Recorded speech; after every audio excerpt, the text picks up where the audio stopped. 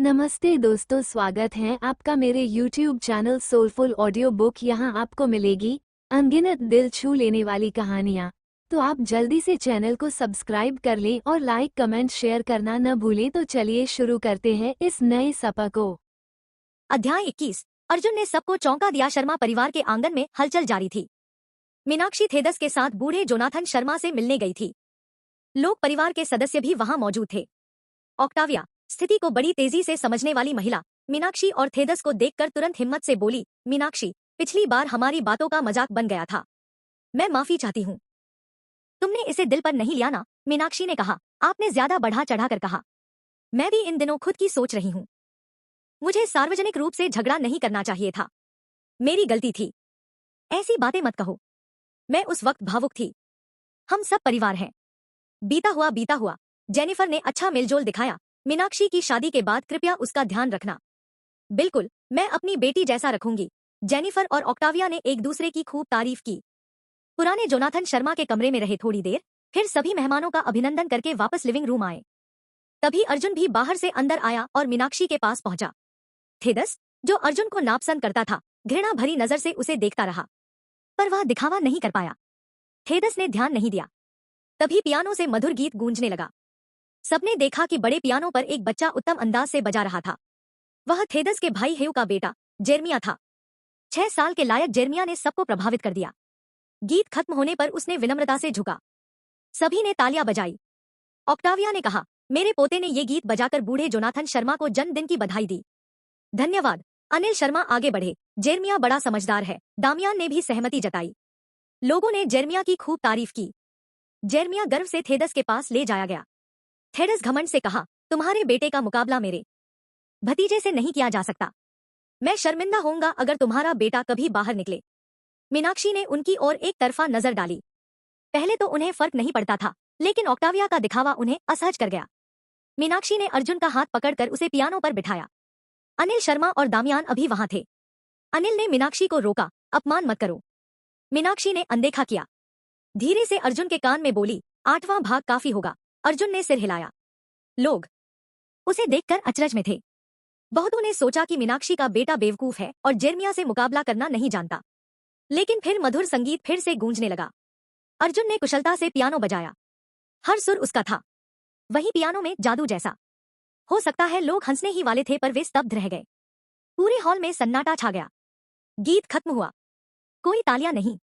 हो सकता है सबके लिए आश्चर्य था, या इस बात को स्वीकार न करना चाहते थे कि बेइज्जती की गई औलाद में प्रतिभा है। अचानक चौथे मास्टर स्वान का तालियों की आवाज हॉल के मुख्य द्वार से आई। टेडी ने सबकी निगाहें महसूस की और वह सहमति के कगार पर था। वे अभी अभी आंगन से निकले थे और अब वापस बुलाए गए। क्या मास्टर पर कोई पहरा लग गया है? जब चौथे मास्टर स्वान ने तालियां बजाईं, तो सभी ने जोर से तालियां बजाना शुरू किया। अनिल शर्मा होश में आए। उन्होंने अर्जुन को देखा और स्वागत के लिए पहुंचे। मीनाक्षी ने अर्जुन को पियानो से उठाया और मुस्कुराई। आधा हिस्सा ही बजाना चाहिए था। अर्जुन ने हल्की मुस्कान दी। थेडस ने गुस्से में कहा, तुम यह क्यों कर रही हो? मेरे भतीजे से मुकाबला करके यह मेरी बेइज्जती करना चाहती हो? मीनाक्षी ने अर्जुन का हाथ पकड़े शांति से कहा, मैं बस तुम्हारी बेइज्जती नहीं चाहती। थेडस कुछ नहीं कह पाया। जैसे ही वह नजर फेरता है, फोन बजता है। थेडस देखते हुए पलटे। मैंने कहा था मत फोन करो। क्या यह तुम्हारी समझदारी है? मैं तुम्हें याद करता हूँ। मुझे काम करना है। हर एक कोशिका तुम्हें चाहती है। थेडस का दिल धड़क उठा। मीनाक्षी की सोच आई, थेडस को पता लगे मैं इस खेल में पीछे नहीं हूँ। अध्याय 22। सबसे बड़ी बेटी शर्मा में है दम। शर्मा परिवार के हवेली में सभी की नजरें चौथे मास्टर स्वान पर टिकी थी। अलेक्जेंडर ने खुद जूलियस का स्वागत किया और बाकी सब भी इकट्ठा हो गए। चौथे मास्टर स्वान एकदम केंद्र बिंदु बन गए। मीनाक्षी ने अपने बेटे का हाथ थामे किनारे की तरफ रुख किया। लगभग दूर से चौथे मास्टर की नजरें उस दिशा में गईं, पर शायद यह भ्रम ही था। हॉल के एक कोने में कुछ औरतें फुसफुसा रही थी। ऑक्टाविया, मीनाक्षी जानबूझकर तुम्हारे पोते और तुम्हारी इज्जत गिरा रही है, एक ने कहा। मैंने किसी को नहीं देखा जो अपनी भविष्य की सास का अपमान करे। मुझे डर है शादी के बाद वह तुम्हें ही कुछ कह दे। सही कहा। मीनाक्षी ने कोई सम्मान नहीं दिया। ऑक्टाविया पहले ही नाराज थी और उनकी नाराजगी झलक रही थी। उन्होंने खास तौर पर अपने पोते को इस तरह पेश किया था ताकि अर्जुन कमजोर लगे और पिछली बार की ठेस का बदला लिया जा सके। वह सोचकर गुस्साई, जिंदा नहीं, एक गैर शौहर के बेटे से मुकाबला कर रहा है। पर हाँ, मुझे जेनिफर की बदतमीजी को स्वीकार नहीं था कि अर्जुन इतना प्रतिभाशाली निकल जाए। मैं भी दंग थी। देखा चौथे मास्टर स्वान ने भी उसकी तारीफ की। हाँ, चौथा मास्टर स्वान तो गुप्त स्वभाव के हैं, फिर भी बच्चे की तारीफ की। मैं कहती हूँ कि सबसे बड़ी बेटी शर्मा बहुत चालाक है। जब ऑक्टाविया की सुनाई दिया, उनका गुस्सा 7वें आसमान पर था। उन्होंने मन ही मन ठाना, मीनाक्षी को सबक सिखाना ही पड़ेगा। हॉल के एक कोने में मोनिका दरवाजे पर मीनाक्षी के पास आई। मीनाक्षी को मोनिका का उत्साह सहन नहीं हुआ। अर्जुन भी परेशान था। मोनिका ने जोर से अर्जुन को उठाया। गोदसन, तुमने मुझे कितना खुश कर दिया। तुम्हारी उंगलियां कैसे इतनी निपुण हैं? मीनाक्षी चुपचाप देखती रही। गोदमदर, मुझे नीचे रखो, अर्जुन आश्वस्त था। मोनिका ने कष्ट में अर्जुन को नीचे रखा और मीनाक्षी की ओर देखकर बोली, पहले तुम्हें गलत समझा। मीनाक्षी ने भौहें उठाईं। अभी भी क्या मोनिका अगर बोलती है? तुम वापस आई हो, सहनशील बनने नहीं, चमकने के लिए। मीनाक्षी ने हल्की मुस्कान दी। जो भी कहो। उन्होंने चौथे मास्टर स्वान की तरफ देखा। स्वान, टेडी, फिन और नॉक्स, स्वान ने अचानक कहा। मीनाक्षी ने घूरा। मैंने तो कुछ कहा नहीं। क्या यह पढ़ सकता है? क्या तुमने मुझे बुलाया? नॉक्स, जो स्वान के पास था, उलझन में। वह फिन के साथ यहाँ आया था। वह देखकर हैरान था कि वह बच्चा पियानो बजा रहा था और उसे कहीं देखा हुआ लगा। स्वान ने नॉक्स को अनदेखा किया और मीनाक्षी से कहा, सबसे बड़ी लड़की शर्मा, हमें बूढ़े जोनाथन से मिलने लेकर चलो। मीनाक्षी ने स्वान को देखकर कहा। जूली, अकफास तुरंत आई। चौथे मास्टर स्वान और उनके साथियों को बूढ़े के कमरे तक ले जाओ। हाँ, सबसे बड़ी लड़की शर्मा, निर्देश देकर मीनाक्षी ने शिष्टाचार से मुस्कुराया और चली गई। सब लोग उसकी तरफ देखते रह गए। मोनिका भी चैंप दांत रह गई। नॉक्स बोला, सबसे बड़ी लड़की शर्मा का बड़ा व्यक्तित्व है। हर औरत तुम्हारी वशीभूत होगी। पर फिर भी उसने एक नजर तक नहीं उठाई। मोनिका ठीक हुई, मीनाक्षी खास है, तुम उनसे तुलना ना करो। अरे मोनिका, अगर तुम बोली नहीं तो कोई तुम्हें गूंगी ही समझे। तुम भी। मुझे तब पागल कहा गया था जो तुम्हारे लिए फिन को हासिल करने में मदद की।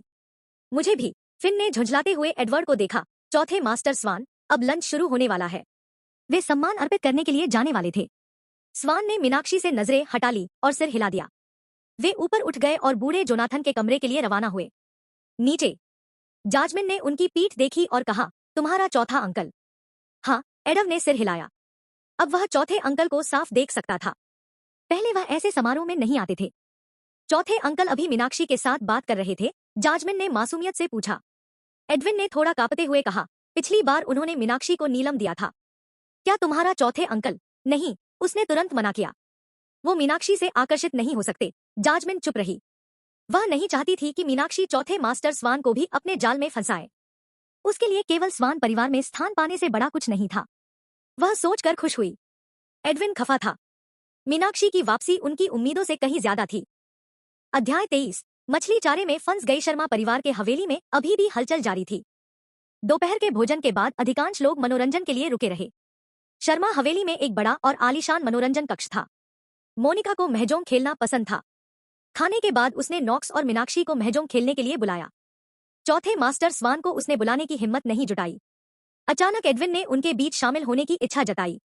मोनिका सोच रही थी कि जब एडविन ने मीनाक्षी को धोखा दिया था तो वह उसे कैसे सबक सिखाएगी। मीनाक्षी खेल में हिस्सा नहीं लेना चाहती थी, लेकिन मोनिका की मेहमान नवाजी अस्वीकार नहीं कर सकी। उसने अर्जुन को उसके कमरे भेजा और उनके साथ महजोंग खेलने चली गई। शर्मा परिवार के महजोंग कक्ष में नौकर तुरंत आकर पूछा, क्या पियेंगी? मैं काली चाय लूंगी, मोनिका ने कहा। मीनाक्षी को नींबू पानी पसंद है ना? हाँ, मीनाक्षी ने सिर हिलाया। मैं कॉफी लूंगा, एनॉक्स ने कहा। कॉफी से मेरी एनर्जी बढ़ती है। तेरी महजोंग की कला देखकर चाहे कितनी भी ऊर्जा बढ़ा ले, कोई फायदा नहीं, मोनिका ने तंज कसा। नॉक्स, क्या तुझे जुबान में जहर है? मैंने चौथे मास्टर स्वान को छोड़कर यहाँ महजोंग खेलने आई हूँ, पर तू कृतघ्न है। तुम्हारा महजोंग का जुनून मुझसे बहुत ज्यादा है। वही तो हमारी मुलाकात का कारण था, मोनिका ने गंभीर होकर पूछा। सच बताओ, क्या तुम और चौथा मास्टर स्वान एक दूसरे के पार्टनर हो? नॉक्स ने आंखें घुमाई। मीनाक्षी भी चुप रही। ठीक उसी वक्त वेटर ने पूछा, सबसे बड़े मास्टर स्वान और दूसरी युवा महिला को क्या चाहिए? दूध। उसे तो गाय पसंद है, इसलिए दूध पिएगा, नॉक्स हंस पड़ा। मोनिका ने मुस्कुराते हुए पूछा, बताओ तो, क्या शरारत की है? इस पर एडविन साथ थे और उन्होंने इस मजाक को देखा। जैस्मिन का चेहरा कड़क हो गया। उसने गुस्से पर काबू पाया। मीनाक्षी भी हंस पड़ी। एडविन ने अनसुना किया और वेटर से कहा, मेरे और जास्मिन के लिए कॉफी लाओ। उसकी कैपुचिनो ज्यादा मीठा और मेरी लेटे कम। वेटर ने सहमति में सिर हिलाया। मोनिका ने जुबान पर ताला लगा लिया। यह स्पष्ट था कि वह एडविन के इस दिखावे से खफा थी। फिर गेम शुरू हुआ। सब गंभीर हो गए। मीनाक्षी को महजोंग नहीं पता था और आज उसका भाग्य कुछ खास साथ नहीं दे रहा था। उसके पास 2 अहम टाइल थी और वह मन ही मन सोच रही थी कि कौन सी टाइल खेलेगी। अचानक फोन बज उठा। नॉक्स ने रोका और फोन उठाया। चौथा मास्टर स्वान। कहाँ हो? महजोंग खेल रहे हैं। मोनिका ने बुलाया था। मैं कहाँ हूँ? आवाज ठंडी हो गई। आओ।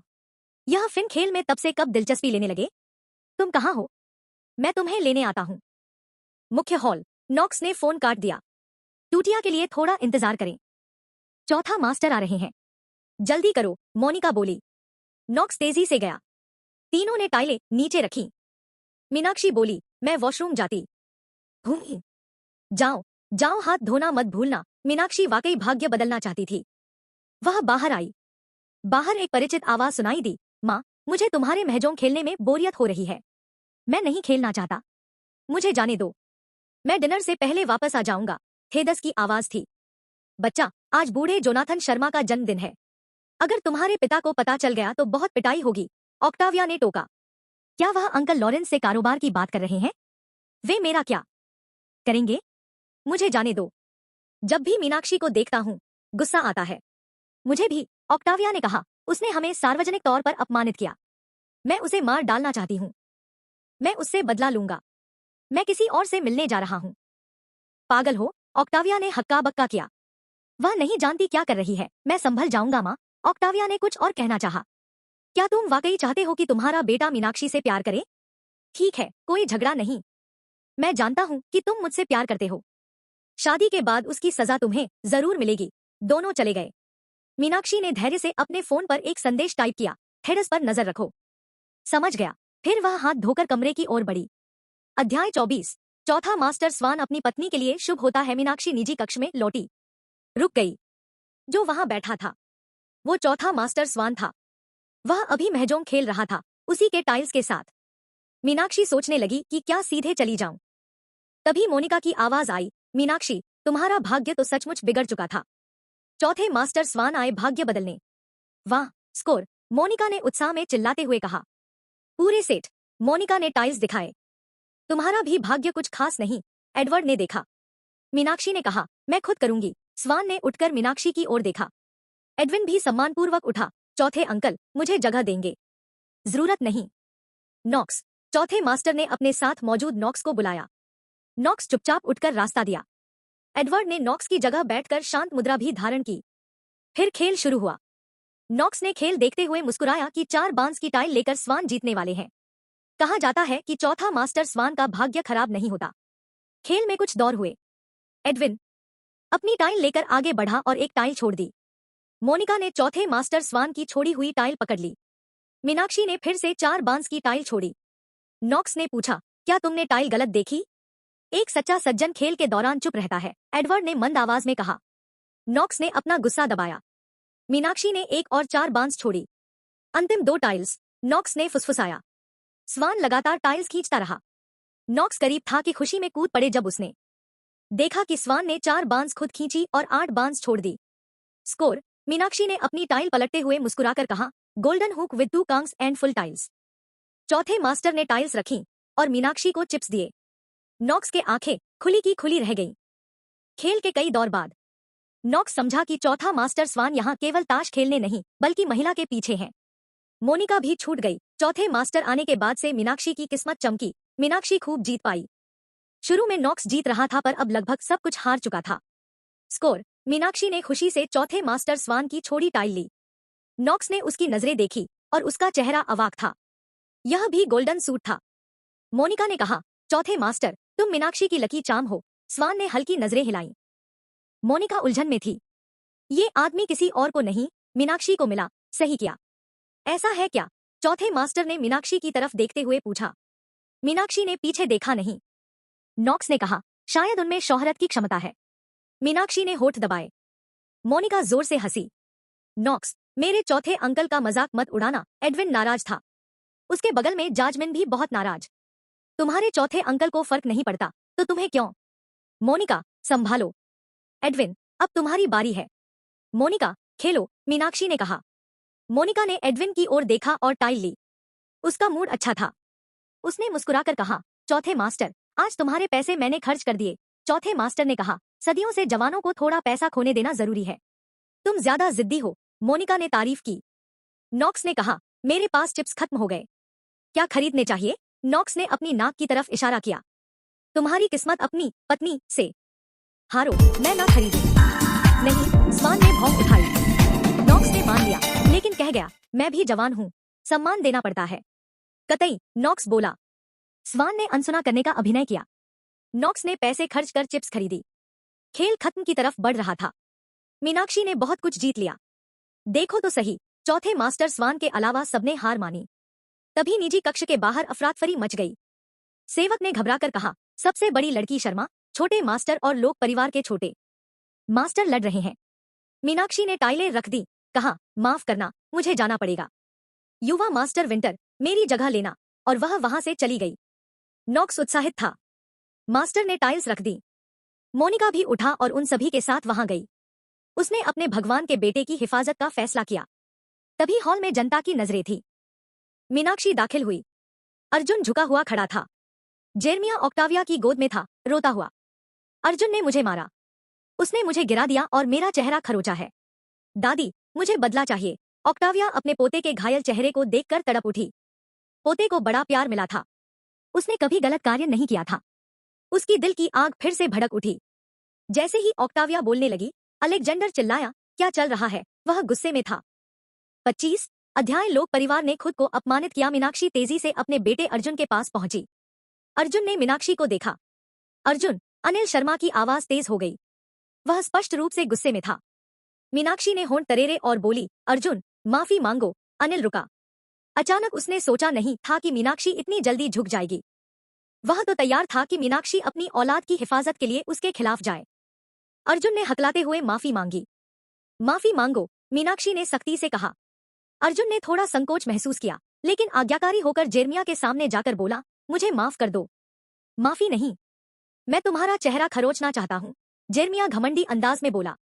जेरमिया, दामियान ने अपने पोते को बुलाया। मुझे कोई फर्क नहीं पड़ता, मैं तो बस तुम्हारा चेहरा खरोचना चाहता हूँ। जेरमिया नाटक कर रहा था। तुमने मुझे काटा भी है, अर्जुन ने साहस जुटाकर कहा। मैंने नहीं काटा, जेरमिया ने इनकार किया। तुमने कहा कि मैंने तुम्हें अपमानित किया, तो तुमने मुझे काट लिया। मैं तुम्हें छूटने के लिए धक्का दिया, जिससे तुम्हारा चेहरा गलत हो गया, अर्जुन ने जोर से कहा। बकवास, मैंने तुम्हें नहीं काटा, अर्जुन ने अपनी बाजू दिखाई, जिस पर दांतों के दाग थे। सबने देखा। तुमने खुद को काटा, जेरमिया ने जोर देकर कहा। मैं खुद को कैसे काट सकता हूं? तुमने किया। जेरमिया के चेहरे पर झगड़ा था। किसी ने भी उसे यकीन नहीं किया। ऑक्टाविया, जो जेरमिया को गोद में लिए थी, शर्मिंदा हुई। लोगों का मानना था कि जेरमिया ने पहले काटा और अर्जुन ने अपना बचाव किया।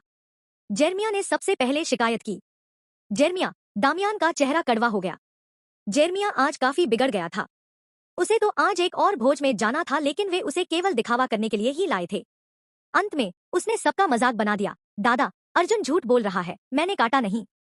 बस करो, दामियान ने कहा। वे चाहते थे अपने पोते के इस बेहुदा व्यवहार से मुक्ति पाएं। मैं पहचानी गई औलाद नहीं हूं, अर्जुन ने अपनी नाराजगी जताया। तुम तो हो। बिना पिता वाले गैर विवाहित बच्चे को कौन स्वीकार करता है? मेरी दादी ने कहा तुम्हारी माँ ने तुम्हें किसी से बेवकूफी में जन्म दिया है। अब जब तुम्हारी माँ थेदस लोक से शादी करेगी तो वह बड़ा घाटा उठाएगा। ऑक्टाविया ने अपने पोते का मुंह दबाया। उन्होंने सोचा भी नहीं था कि उसका पोता घर की बातें याद करेगा। जेरमिया, दामियान गुस्से में था। ऑक्टाविया ने जल्दबाजी में जेरमिया को उठाया। जेरमिया झगड़ते हुए बहस कर रहा था। वे लोग डरे कि अगर वह कुछ कह गया तो पूरी लोक परिवार की इज्जत मिट्टी में मिल जाएगी। वे चले गए और हॉल चुप हो गया। दामियान ने झुककर अर्जुन से माफी मांगी। कोई बात नहीं, अर्जुन विनम्र था। यह अर्जुन की आज्ञाकारी भावना और जेरमिया के घमंड में भारी फर्क था। उन्होंने कहा, जब मेरी माँ थीदस अंकल से शादी करेगी तो जेरमिया और मैं भाई बनेंगे। मैं उससे अच्छा व्यवहार करूंगा। तुम बहुत अच्छे बच्चे हो, दामियान ने कहा। मैं जेरमिया से माफी मांगवाऊंगा, अर्जुन मुस्कुराया। सब लोग अर्जुन की समझदारी से प्रभावित थे। वे सोच रहे थे कि वह कितना ज्यादा समझदार है, जबकि जेरमिया सिर्फ बदमाशी जानता था। अनिल भी बीच में आया। बच्चों के झगड़े सामान्य बात है, उसने कहा। जब तक झगड़ा होता है तब तक मेल होता है। हाँ, हम अब भाई बन गए हैं, दामियान ने भी सहमति जताई। अनिल ने सबको विदा किया। चौथा मास्टर स्वान पास खड़ा था और सारा नजारा देख रहा था। वह हटा और मुस्कुराया। टेडी पूरे शरीर में सहरन महसूस कर रहा था। जाओ, उसने पूछा। रात का खाना शुरू होना है पर मैं जा रहा हूँ। चौथे मास्टर स्वान ने सिर हिलाया। नॉक्स भी आदत के मुताबिक उनके साथ बाहर निकला। नॉक्स चौथे मास्टर से 4 साल छोटा था और बचपन से साथ रहा था। उसका दादा विल विंटर एडवर्ड स्वान के पिता का सहायक था। नॉक्स बचपन से स्वानों के प्रति वफादार था। शायद इसी वजह से नॉक्स ने कहा, वह बच्चा आसान नहीं है। चौथे मास्टर ने नजरें हिलाईं। टेडी काफी घबराया था। वह बच्चा अच्छा पियानो बजा सकता है, टेडी ने कहा। टेडी अनाथ था, स्वानों द्वारा अपनाया गया। नॉक्स मुस्काया और कहा, मीनाक्षी इतनी सुंदर है तो उसका पुत्र इतना सामान्य कैसे हो सकता है? लगता है उसकी खूबसूरती पिता से है। नॉक्स हंसा। फिर उसने स्वान की तुच्छ प्रतिक्रिया देखी। टेडी, चौथे मास्टर स्वान ने ठंडे स्वर में कहा। चौथे मास्टर, टेडी ने सम्मान सहित जवाब दिया। तुमने लंबा समय व्यायाम नहीं किया है? गाड़ी रुकाओ, चौथे मास्टर ने चालक को हुक्म दिया। गाड़ी रुकी। गाड़ी से उतर जाओ, स्वान ने हुक्म दिया। मैन, टेडी ने इशारा किया। अपना मोबाइल और पर्स वहीं छोड़ो, स्वान ने ताना दिया। टेडी दुखी था। अपने मालिक को नाराज कैसे करे? अध्याय 26। चौथे मास्टर स्वान की छवि टेडी को कार से बाहर निकाल दिया गया। नॉक्स को टेडी की उलझन भरी और बुरी हालत देखकर बुरा लगा। उसने एडवर्ड की तरफ देखा और धीरे से कहा, मैं इस बात को उकसा नहीं सकता, नहीं तो पता नहीं मैं कैसे मर जाऊंगा। नॉक्स ने गहरी सांस ली और गंभीर हो गया। लगता है किसी ने लोक परिवार को चोट पहुंचाई है। एडवर्ड ने मुड़कर देखा। तुमने मुझे लोक परिवार को कमजोर करने को कहा था। मैंने एक ऐसा प्रोजेक्ट तैयार किया था जिससे लोक परिवार की संपत्ति खत्म हो जाए, लेकिन किसी ने एक कदम आगे बढ़ा लिया। लोक परिवार अब बड़ी रकम ई-कॉमर्स में लगा रहा है। मेरी जानकारी के मुताबिक उनकी बैंक लोन की वापसी की तारीख निकट है। अगर यह प्रोजेक्ट विफल हुआ तो बैंक उनका कर्ज देना बंद कर देगा और वापसी मांगेगा। फिर लोक परिवार दिवालिया हो जाएगा। एडवर्ड ने भौहें टेढ़ी की। नॉक्स ने पूछा, क्या आगे बताना है? अभी नहीं, एडवर्ड ने कहा। जानो कि लोक परिवार पर कौन चाल चला रहा है। ठीक है, किसी को पता न चले। ठीक, नॉक्स ने सिर हिलाया। नॉक्स थोड़े लापरवाह दिख सकते हैं, लेकिन जब वह गंभीर होते हैं तो भरोसेमंद होते हैं। शर्मा परिवार के आंगन में मीनाक्षी अपने कमरे में अर्जुन को लेकर गई। मोनिका उनके साथ थी। वह इतनी उत्साहित थी कि लगभग कूद पड़ी। बोली, गोद बेटे, तुमने अभी जो किया वह कमाल था। तुम बड़े समझदार हो और लोक परिवार ने खुद को ही शर्मिंदा कर लिया। मैंने सुना कि किसी ने छुपकर लोक परिवार की फटकार लगाई कि वे अभद्र हैं। साथ ही कहा कि ऑक्टाविया बिन मुंह की बड़ी चालाक है, हमेशा दूसरों की बुराई करती है। मोनिका बेतहाशा उत्साहित थी और लगातार बोल रही थी। मीनाक्षी झेल नहीं सकी और बोली, मैंने डॉक्टर जोन्स को नहीं देखा। Doctor Jones? मोनिका स्तब्ध रही। अच्छा, उन्होंने दोपहर में ऑपरेशन करवाया था, इसलिए खाना खाने के बाद चले गए। वैसे मीनाक्षी, तुम उसके प्यार में पड़ गई हो ना? मैं कह रही हूँ, दूर रहो।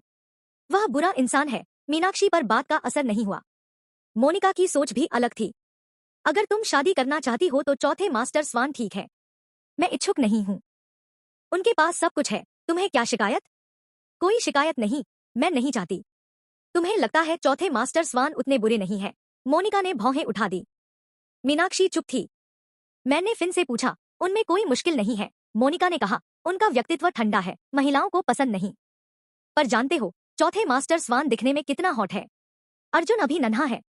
मतलब चौथे मास्टर स्वान तुम्हें खुश रखने वाले हैं। मीनाक्षी ने चर्चा बदल दी। मैंने सुना फिन अनाथ है। इतना क्यों पूछती हो? मोनिका ने नाखुशी जताई। फिन भले ही दिखने में चौथे मास्टर जैसे नहीं, मगर फिन अच्छा दिखता था। पर चौथे मास्टर स्वान अप्रतिम आकर्षण लिए थे। मोनिका ही अलग थी। उसे पहली नजर में फिन से प्यार हो गया, फिर जब चाहा उसका ब्रेकअप भी किया। मैं जानना चाहती हूँ कि फिन चौथे मास्टर स्वान के पर्सनल डॉक्टर कैसे बने?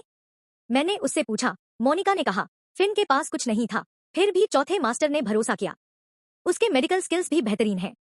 वह 29 का है, 4 साल मुझसे बड़ा और चौथे मास्टर के समान उम्र का। साउथैम्पटन के अस्पताल का मुख्य सर्जन बनना आसान नहीं। मोनिका ने सुना कि फिन ने बहुत प्रसिद्ध दिल की सर्जरी की है। चलो अब बिना फिन के बात करें, मोनिका बोली, लेकिन उसकी भी उस बुरे स्वभाव को छुपा नहीं सकती। फिर मोनिका बाथरूम चली गई। मीनाक्षी ने पीछे मुड़कर देखा। अर्जुन ने सिर झुकाया। क्या तुमने खुद को काटा? अपने बेटे की क्षमता के बारे में मीनाक्षी सुनिश्चित थी। अर्जुन ने जवाब नहीं दिया। मीनाक्षी ने उसकी बाह उठाई और दांतों के निशान देखे। अगली बार इतना जोर से मत काटना, दर्द होता है। अर्जुन घबराया, पर मीनाक्षी ने थपथपाया। अगर जेरमिया परेशान न करता तो तुम उसे ऐसा नहीं करते। अर्जुन ने सिर हिलाया। उसने मुझे गैर विवाहित बच्चा कहा। परेशान नहीं हुआ? मीनाक्षी ने पूछा। नहीं, अर्जुन ने उदासी से कहा, मेरे पापा मर चुके हैं। मीनाक्षी मुस्कुराई क्योंकि मजाक किया। अर्जुन बोला, जब तक तुम जियो। मैं मरूंगी नहीं। उसने कई बार मौत के कुएं से लौट कर आई थी और वह चाहती थी कि जो लोग उसे नुकसान पहुंचाएं वे खुद मर जाएं। बतौर समापन, जोनाथन के जन्मदिन का कार्यक्रम सफल रहा। शर्मा परिवार को अपने मेहमानों की शिष्टाचार पूर्वक विदाई करनी आई। जोनाथन ने मीनाक्षी को स्टडी में बुलाया। अनिल, जेनिफर, जाजमिन और जोशुआ भी वहां थे। जोनाथन ने कड़क आवाज में मीनाक्षी से कहा, तुम चाहे जानबूझकर हो या गलती से लोक परिवार से माफी मांगो। मीनाक्षी ने ठहाका लगाया। ऐसा मत सोचो, लोक परिवार कई बार तुम्हारी वजह से शर्मिंदा हुआ। चैरिटी में उस दिन जब अर्जुन ने नीलामी में चमका दिया और आज के लड़ाई में भी। तुम अगले दिन माफी मांग कर आओ और अर्जुन को भी साथ ले आओ। मीनाक्षी ने कहा, चाहे सही हो या गलत, मेरी परवाह नहीं। दुनिया में कुछ भी ना तो सही होता है और ना गलत, सब नजरिए पर निर्भर करता है। आखिरकार मुनाफा सबसे जरूरी है। मीनाक्षी ने भौहें उठाई। जोनाथन का चेहरा सख्त हो गया। तुमने परिवार के 5% शेयर ले लिए, अब तुम्हें अपने सम्मान को लोक परिवार की नजरों में गिराना होगा। अध्याय 27 परेशानी खोजने वाले लोक परिवार। ठीक है, मीनाक्षी ने तुरंत हामी भर दी। वह इतनी साफ साफ थी कि विश्वास करना मुश्किल था। पिछले कुछ दिनों से अलेक्जेंडर मीनाक्षी की इस स्पष्टवादी रवैये से थोड़ा भयभीत था। उसे हमेशा लगता था कि मीनाक्षी जैसे जैसे ऐसी होती जाएगी, किसी बड़ी मुसीबत का आना तय है। कोई फरेब मत करना, जोनाथन ने धमकी दी। 7 साल पहले जो हुआ वह दोहराना नहीं चाहता। चिंता मत करो, मैं अब इतनी मूर्ख नहीं हूं। अलेक्जेंडर, सुबह जल्दी कुछ तोहफे तैयार करना और मीनाक्षी व अर्जुन से माफी मंगवानी है। हमारे परिवारों के बीच कोई टकराव नहीं होना चाहिए। जोनाथन ने सख्त हिदायत दी। मीनाक्षी को यह अच्छी तरह समझ आ गया था कि जोनाथन ने यह इसलिए किया कि वह डरता था कि लोक परिवार इतना आहत होगा कि सगाई टूट जाएगी। शायद उसने सोचा था कि अगर लोक परिवार एनयू के प्रोजेक्ट पर काम करने में सफल हो गया तो शादी टूट जाना दोनों परिवारों के लिए बड़ा नुकसान होगा। इसलिए उसने लोक परिवार को पहले से समझा दिया था। जी, अलेक्जेंडर ने सम्मान पूर्वक जवाब दिया। जोनाथन ने सबको समझाते हुए कहा और फिर सभी को विदा किया। मीनाक्षी अपने कमरे में चली गई। अर्जुन ने स्नान कर लिया था और बिस्तर पर लेटा था। मीनाक्षी अपने कमरे के सोफे पर बैठी थी, फोन पर तस्वीरें देख रही थी। उसने पूछा, अर्जुन, क्या सो रहे हो? नहीं। क्या तुम आंखें बंद करके कंप्यूटर चला सकते हो? थोड़ी देर के लिए किंगसली से मदद मांगती हूँ, मीनाक्षी ने अपने आप से कहा। बच्चे को ऐसी तस्वीरें दिखाना ठीक नहीं था। अगले दिन मीनाक्षी को नौकर ने सुबह जल्दी जगाया। 10:15 बजे उसने लॉरा, अलेक्जेंडर, जेनिफर और अर्जुन के साथ कार में सफर शुरू किया। जाजमिन और जोशुआ साथ नहीं थे। स्वान परिवार दोपहर को एडन व जाजमिन की शादी की बातें करने आ रहे थे। शराब के रस्म रिवाज के अनुसार पुरुष पक्ष महिला पक्ष के घर जाकर बात करता है, इसलिए स्वान परिवार शर्मा हवेली आया। नौकर लोक के परिवार के मुख्य द्वार पर शर्मा परिवार का हार्दिक स्वागत कर रहे थे। मुख्य हॉल में लोक परिवार के सदस्य मौजूद थे। दमियन, उसकी पत्नी, हेयू का परिवार और थेदस। वे बड़े ही इशारे दिखा रहे थे। जेरमिया ने कल का भद्दा व्यवहार भुला दिया था। अब सारी गलती शर्मा परिवार की थी। अलेक्जेंडर सक्रिय था। जेनिफर ने कहा, हमारा बूढ़ा मास्टर कल रात नींद नहीं ले सका। उसने हमें बोला कि लोक परिवार ने पिछले दिनों काफी कष्ट झेला है। उसने कहा कि आज सुबह मीनाक्षी व अर्जुन को माफी मांगने के लिए भेजो। ऑक्टाविया ने तंज भरे लहजे में कहा, कैसे मुमकिन है? मीनाक्षी की गलती? ये सब मेरे कारण हुआ है। मैं खेलने के लिए वहां था, जेरमिया की झड़प भी हुई। मेरी आंख में धूल डालने की कोशिश मत करो। मीनाक्षी के लिए जिम्मेदार कौन? मीनाक्षी ने मुस्कुराते हुए सोचा, वह बिना झुकने वाली लड़की है। जेनिफर, जल्दी करो, मीनाक्षी को माफी मांगनी है। मीनाक्षी आगे बढ़ी। ऑक्टाविया ने उसकी तरफ देखा तक नहीं। उसने सोचा कि भगवान से मीनाक्षी की मौत मांगनी है। जेनाक्षी की पीड़ा उसकी नाक में आ गई थी। अध्याय 28 सच का पर्दाफाश। लोक परिवार की हवेली के मुख्य हॉल में थेदस एक समझौते का कागज लेकर जोर से पढ़ रहा था। पहला, जब जेन ने लोक परिवार में शामिल होना है तो उसे लोक परिवार की सभी व्यवस्थाओं का पालन करना होगा। रईसों जैसी हरकतें नहीं करनी। उसे आज्ञा से काम लेना होगा, पति की मदद करनी होगी और बच्चों की परवरिश करनी होगी। दूसरा, जब जेन लोक परिवार में आएगी तो तुरंत बच्चे को जन्म देना होगा। भले ही लोक परिवार के पास पोता है, बच्चों में बहुत बरकत होती है, इसलिए जेन को तब तक बच्चे को जन्म देना होगा जब तक वह बेटा न दे। तीसरा, जब जेन लोक परिवार में हो तो उसे लोक परिवार के कारोबार में दखल नहीं देना होगा। लोक परिवार सक्षम है और उसे पत्नी की सार्वजनिक शोभा की जरूरत नहीं। चौथा, जब जेन लोक परिवार में हो तो जॉर्ज को अपना कुलनाम लोक बदलना होगा। वह भविष्य में लोक परिवार का सदस्य होगा और लोक परिवार का सम्मान और पुत्रवत वर्तन करना होगा। बस इतना। थेदस ने जेन की तरफ देखा और पूछा, क्या तुम कर सकती हो? जेन की आंखों में झलक थी। इसमें साफ लिखा था कि उसे आज्ञाकारी होना होगा, बेटे को जन्म देना होगा, लोक परिवार की संपत्ति की नजर नहीं उठानी होगी और जॉर्ज लोक परिवार का पोता कहलाएगा। हॉल में गहरा सन्नाटा छा गया। अलेक्जेंडर बोलने ही वाला था कि जेन ने कहा, हाँ कर सकती हूँ। थेदस ने तंज कसती मुस्कान दी। उसे पता था कि जेन बस दिखावा कर रही है। वह तलाकशुदा है, फिर भी उसे अपनी प्रतिष्ठित परिवार में शामिल होने का सौभाग्य मिला है, जिसके लिए उसे शुक्रगुजार होना चाहिए। फिर भी वह अब भी अपनी ताकत दिखाने की हिम्मत कैसे कर रही है। तो चलो शुरू करें। सब कुछ क्रमबद्ध तरीके से करें, ऑक्टाविया ने कहा। मैं पहले यह समझौता साइन करना चाहती हूँ, जेन ने सुझाव दिया। यह समझौता ही लोक परिवार के साथ मेरा रिश्ता स्पष्ट करेगा। ऑक्टाविया ने ताना मारा। यह महिला मेरे विचार से अधिक चालाक निकली। उसने सहमति दी। ठीक है, एक नौकर ने सम्मानपूर्वक पेन सौंपा। जेन ने समझौते को फिर से देखा और हस्ताक्षर किए। उसी समय डैमियन का फोन बजा। उसने सिर झुकाकर फोन लिया। बाकी सभी चुपचाप इंतजार करने लगे। डैमियन का मूड गहराता गया। अंत में वह गुस्से में फोन फेंकने जा रहा था। फोन बंद करते हुए उसने थेदस की तरफ क्रोधित निगाहें डाली। थेदस, क्या किया है? जेल जाकर भी बात नहीं समझी? मैं तुम्हें मार डालूंगा, कमीने। वह उस पर जाकर हमला करने ही वाला था। सभी स्तब्ध थे। सबने उसे रोकने को आगे बढ़े। ऑक्टाविया भी घबराई। वह बेटे को बचाने लगी। क्यों इतने गुस्से में हो अचानक? डैमियन ने फोन निकाला। वह इतना गुस्से में था कि कांप रहा था। स्वयं देखो, जो बेटे तुमने पाला है। ऑक्टाविया ने जल्दबाजी में फोन ले लिया। फोन में अशोभनीय तस्वीरें थी। कुछ हिस्से सेंसर थे पर फिर भी निंदनीय। डैमियन अब बबूला था। इंटरनेट पर खबरें चल रही हैं कि तुम बदले नहीं, परिवार को बर्बाद कर दोगे। ऑक्टाविया को भी गुस्सा आया। उसने थेदस को थप्पड़ मारा। तुम बेकार। थेदस ने अपना चेहरा छिपाया। माँ, मुझे पता नहीं था कि तस्वीरें आ जाएंगी। मैं सावधान था। कौन सी एजेंसी ने खबर छापी? मैं उनका हिसाब लूंगा। काफी, डैमियन ने कहा। तुम कमीने, तुम्हें जेल से छुड़ाने की गलती हुई। मैं तुम्हें मार डालूंगा। वह क्रोधित होकर थेदस पर टूट पड़ा। ऑक्टाविया ने उसे रोकने की कोशिश की लेकिन नाकाम रही। डैमियन ने पिटाई शुरू कर दी। थेदस ने लड़ने की हिम्मत नहीं दिखाई। अलेक्जेंडर तेजी से आया और डैमियन को हटाकर बोला, डैमियन, इतना गुस्सा न हो, पहले मामला सुलझाओ। डैमियन थोड़ा तौबा करता नजर आया। थेदस गुस्से में बोला, मेरी गलतियां मत गिनाओ। मैंने माँ को बताया था और वह मना नहीं थी कि मैं दूसरी औरत से मिला। थेदस, ऑक्टाविया बेहद गुस्से में थी। तुम सबको जेन पसंद नहीं तो मिस्ट्रेस बनाना पड़ा। थेदस, चुप हो। ऑक्टाविया ने आवाज उठाई। ऑक्टाविया, थेदस की बातें सुन डैमियन फिर गुस्से में। प्रिय, वैसे नहीं है। ऑक्टाविया की आंखें लाल थी। मुझसे बात मत करो। अब से थेदस को अपने साथ लेकर निकल जाओ। प्रिय, सुनो, मैंने ऐसा नहीं किया। ऑक्टाविया डैमियन को रोने लगी। डैमियन ने उसे ठंडी साजिश से धकेल दिया। इस बार ऑक्टाविया की जिंदगी बर्बाद हो गई। उसकी आंखों से आंसू बह निकले। मीनाक्षी सोच रही थी कि क्या सच्चे रईसों की ये खासियत होती है कि वे इतनी जल्दी आंसू बहा देते हैं। उसे लोक परिवार के हालात पर तिरस्कार हुआ। अलेक्जेंडर ने डैमियन को और मना नहीं पाया। थेदस का बच्चलनी का चरित्र लोक परिवार की छवि खराब कर रहा था। इसके लिए सहमति दिखाने से परिवार की प्रतिष्ठा गिर सकती थी। मुख्य हॉल में ऑक्टाविया हाय हाय कर रही थी। डैमियन का गुस्सा और बढ़ गया। तुम आंसू ही बहाना जानती हो। क्या आंसू से समाधान होगा? तुरंत अपना सामान बांधो और घर छोड़ दो। ऑक्टाविया और जोर से रोई। ह्यू ने कहा, पापा, मामला हो गया है। सोचो समस्या कैसे सुलझेगी। मम्मी और थेदस को निकालकर इस समस्या का हल नहीं होगा। डैमियन गरज पड़ा। और क्या हल होगा? थेदस को घर से बाहर निकालो और उससे कटाछांटा कर दो। उसका बदनाम होना परिवार के लिए खराब होगा। पापा, थेदस डैमियन की सख्त बात सुनकर भयभीत था। वह झुक गया। पापा, मुझे मत निकालो। मैं फिर गलती नहीं करूंगा। भाग जाओ। पापा, भाग जाओ। Mummy, mummy. थेदस जल्दी से ऑक्टाविया के पास गया माफी मांगने। ऑक्टाविया जानती थी कि मामला गंभीर है।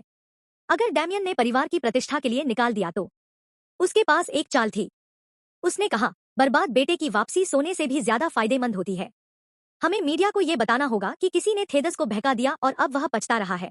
क्या मीडिया सब मूर्ख है? डैमियन जिब्राता। मुझे पता है मीडिया मुझ पर यकीन नहीं करेगा, पर जेन थेदस के लिए मीडिया के सामने अच्छा बोल सकती है। अगर उसकी मंगेतर माफ कर सकती है तो फिर कौन दोषी ठहराएगा? समय आने पर हम कुछ मीडिया सेलिब्रिटी और इंटरनेट इन्फ्लुएंसर्स को रिश्वत देंगे। लोगों की राय बदल जाएगी। डैमियन चुप हो गया, मानो राजी हो गया हो। ऑक्टाविया ने चौकसी से कहा, तुम हमें निकाल भी सकते हो, लेकिन क्या इससे समस्या खत्म होगी? थेदस लोक परिवार का ही है। अगर लोक परिवार बदनाम होगा तो एमयूके के सहयोग की बातचीत भी अधूरी रहेगी। नुकसान ज्यादा होगा। जैसे ही डैमियन ने एमयूके का नाम सुना, उसका चेहरा और कड़ा हो गया। समस्या का हल ऑक्टाविया के कहने पर ही संभव लग रहा था। अध्याय 29। लोक परिवार ने झुककर माफी मांगी। मुख्य हॉल में ऑक्टाविया की बातों ने साफ तौर पर डैमियन को हिला दिया था। वह सिर घुमाकर अलेक्जेंडर की ओर देखने लगा। इस वक्त अलेक्जेंडर एक अहंकारी मुद्रा में था।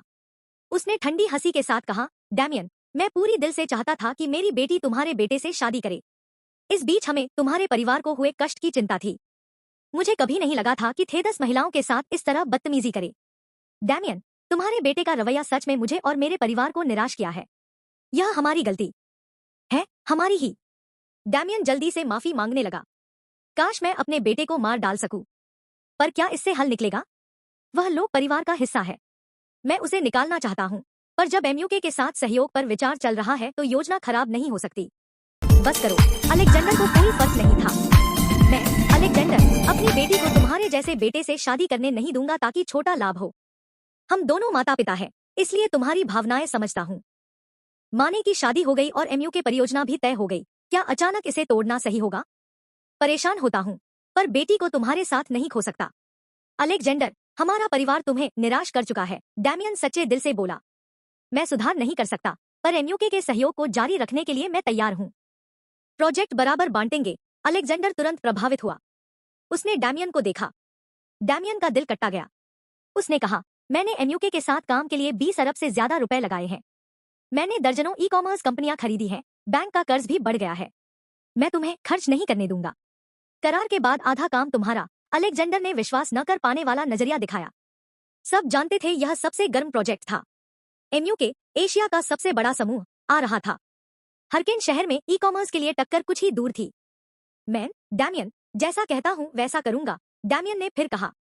अलेक्जेंडर ने मन ही मन भावनाओं को संभाला। यह फैसला मेरा नहीं है, ऑक्टाविया ने समझा।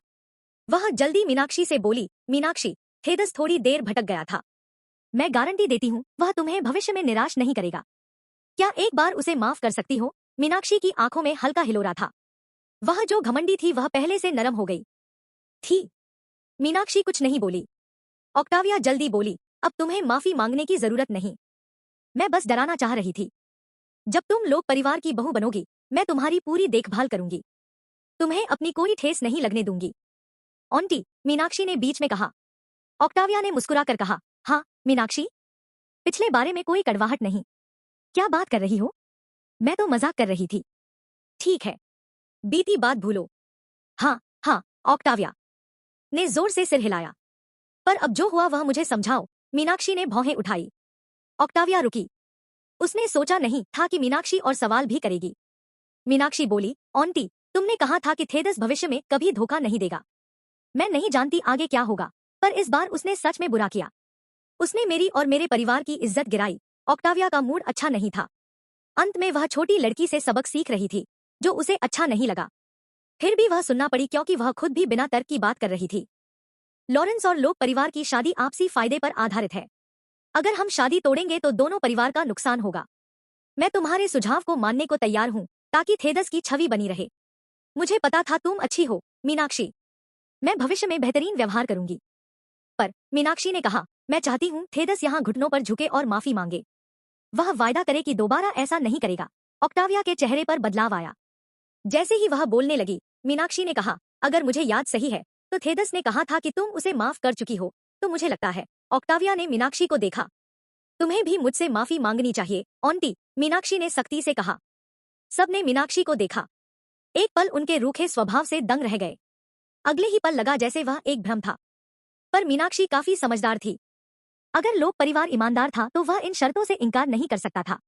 डैमियन ने बिना हिचक ऑक्टाविया और थेदस को कहा, सुनो, मीनाक्षी क्या कह रही है? जल्दी जाओ और माफी मांगो। थेदस खफा था। उसे क्या अधिकार था एक विवाहित महिला से माफी मांगने का, या घुटनों पर बैठकर वादा करने का? उसका अधिकार? थेदस, डैमियन का चेहरा काला हो गया। ऑक्टाविया ने बेटे को खींचा। झुको और माफी मांगो। थेदस ने गुस्से को दबाया। वह नाखुशी से जेन के सामने घुटनों पर गिरा। मुझे माफ कर दो, और मैं वादा करता हूं कि मैं दोबारा तुम्हें निराश नहीं करूंगा। अगर फिर किया, थेदस ने गुस्से वाले नजर से मीनाक्षी को घूरा। अगर फिर किया, मीनाक्षी ने मुस्कुराते हुए पूछा। उसकी बेफिक्री और ठंडे स्वभाव ने किसी को मार डालने के लिए मजबूर कर दिया। मुझे बिजली गिरी, थेदस ने जोर से चिल्लाया। मीनाक्षी मुस्कुराई। यह जल्द ही सच होगा, उसने कहा। ठीक है, मैं तुमसे माफ हूं। थेदस नाराज होकर उठा।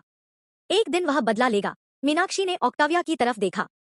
आयु के हिसाब से ऑक्टाविया को एक छोटी लड़की से माफी मांगनी थी। अगर खबर फैल गई तो वह, एक प्रतिष्ठित परिवार की बहू, बाहर कैसे सामना करेगी। उसने दांत पीसते हुए कहा, मेरी गलती थी। मेरी अनुशासनहीनता ने थेदस को ऐसा कुछ करने पर मजबूर किया।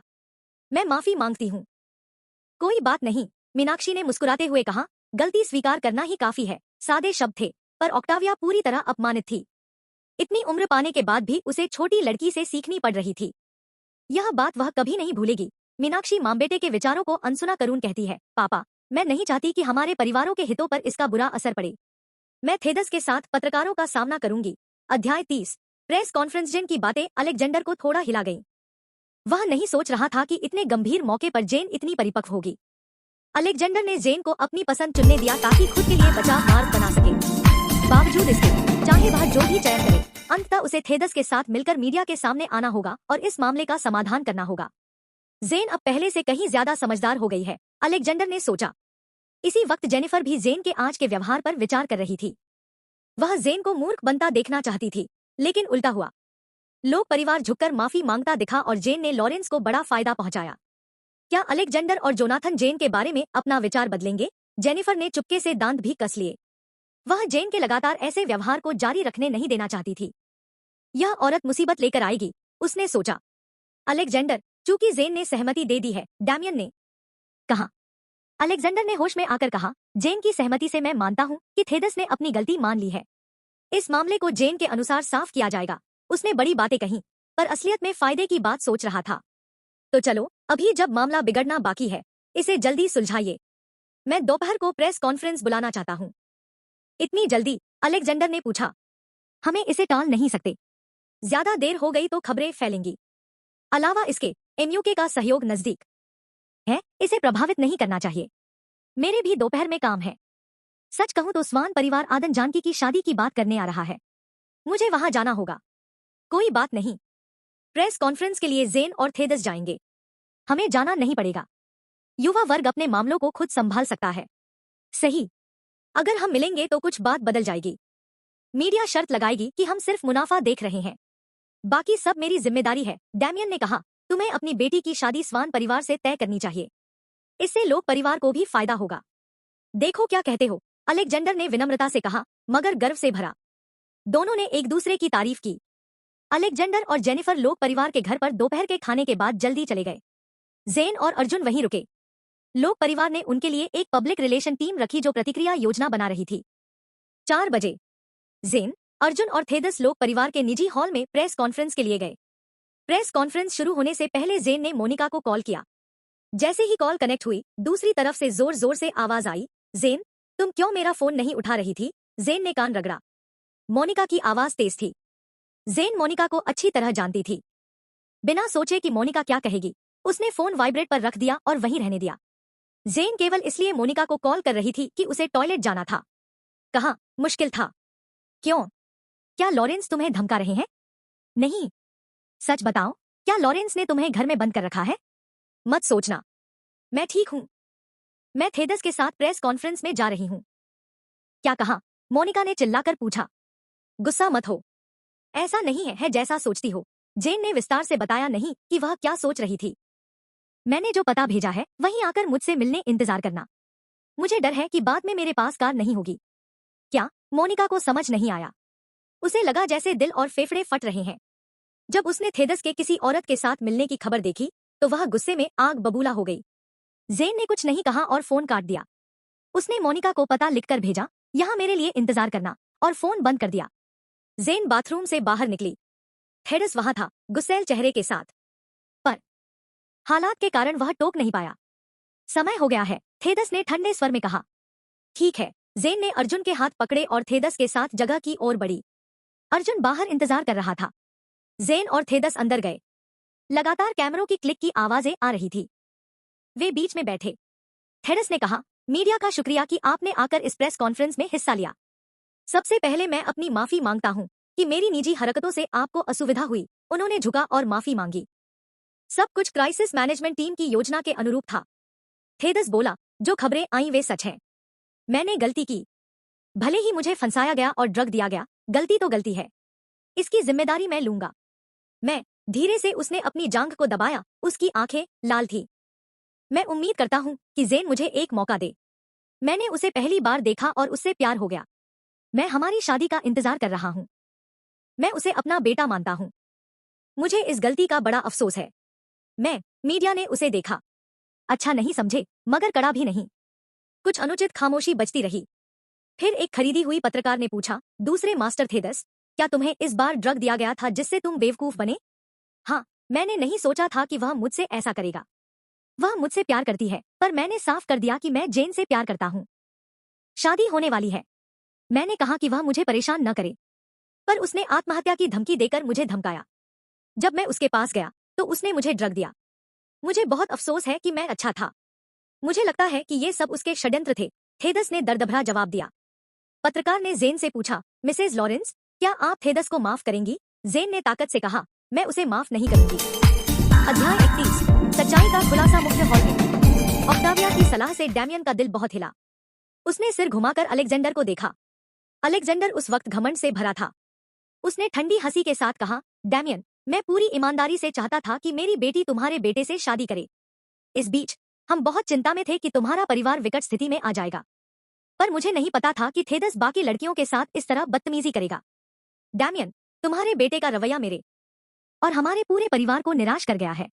यह हमारी ही गलती है, हमारी। डैमियन ने झट से मुस्कुराते हुए कहा, काश मैं अपने बेटे को खूब डांट डपट कर आपसे माफी मिलवाता, पर क्या इससे उलझन हल हो जाएगी?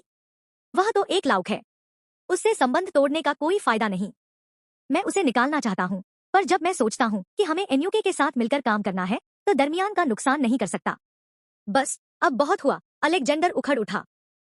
अलेक्जेंडर, अपनी बेटी को बेइज्जत करने वाले बेटे से शादी करना मंजूर नहीं कर सकता। हम दोनों माता पिता हैं। मैं समझता हूँ तुम्हारी बात, पर अब जब हमारी शादी की बात तय हो चुकी है और एमयूके का समझौता भी हो रहा है, तो क्यों न इसे अभी रोक दिया जाए? परेशानी तो है, पर बेटी को तुम्हारे साथ नहीं छोड़ सकता। अलेक्जेंडर, हमारा परिवार तुम्हें धोखा दे चुका है, डैमियन ने दिल से कहा। मैं किसी तरह से माफी नहीं चाहता, पर मैं अभी भी उम्मीद करता हूँ कि हम इस समझौते को पूरा करें। हम उस प्रोजेक्ट को बराबर बांटेंगे। अलेक्जेंडर का ऐसा लगा कि उसकी आंखें भर आईं। उसने डैमियन को देखा। डैमियन का दिल फिर टूटा सा था। उसने कहा, मैंने इस प्रोजेक्ट में 20 अरब से अधिक रुपए लगाए हैं। मैंने दर्जनों कंपनियों का अधिग्रहण किया है, बैंक का ऋण भी बढ़ गया है। मैं तुम्हें इसमें हिस्सा लेने नहीं दूंगा। जैसे ही समझौता होगा, तुम्हें आधा हिस्सा मिलेगा। अलेक्जेंडर ने विश्वास से भरी निगाह से उसे देखा। यह प्रोजेक्ट अभी सबसे ज्यादा चर्चा में था। एमयूके ग्रुप, एशिया का सबसे बड़ा समूह, आ रहा था। इस मेहनत का फल जल्द ही दिखने वाला था। मैं, डैमियन, जैसा कहूंगा वैसे करूंगा, डैमियन ने फिर कहा। अलेक्जेंडर ने मन ही मन अपने भावों को संभाला। यह फैसला मेरा नहीं है, ऑक्टाविया तुरंत समझ गई। उसने जल्दी से जेनिफर से कहा, मीनाक्षी, थेदस की बात सोच समझ कर रहा है। मैं भरोसा दिलाती हूँ, वह तुम्हें भविष्य में निराश नहीं करेगा। सिर्फ एक बार माफ कर दो। मीनाक्षी की आंखों में हल्की चमक थी। वह पहले जैसी गर्मागर्म नहीं रही थी। उसने कहा, ठीक है, जो भी हुआ भूल जाओ। हाँ, हाँ, ऑक्टाविया ने गर्दन हिलाई। मगर अभी मैं चाहती हूँ कि तुम मुझे बताओ, आखिर हुआ क्या है? ऑक्टाविया रुक गई। उसने सोचा नहीं था कि मीनाक्षी और भी अधिक जानना चाहती है।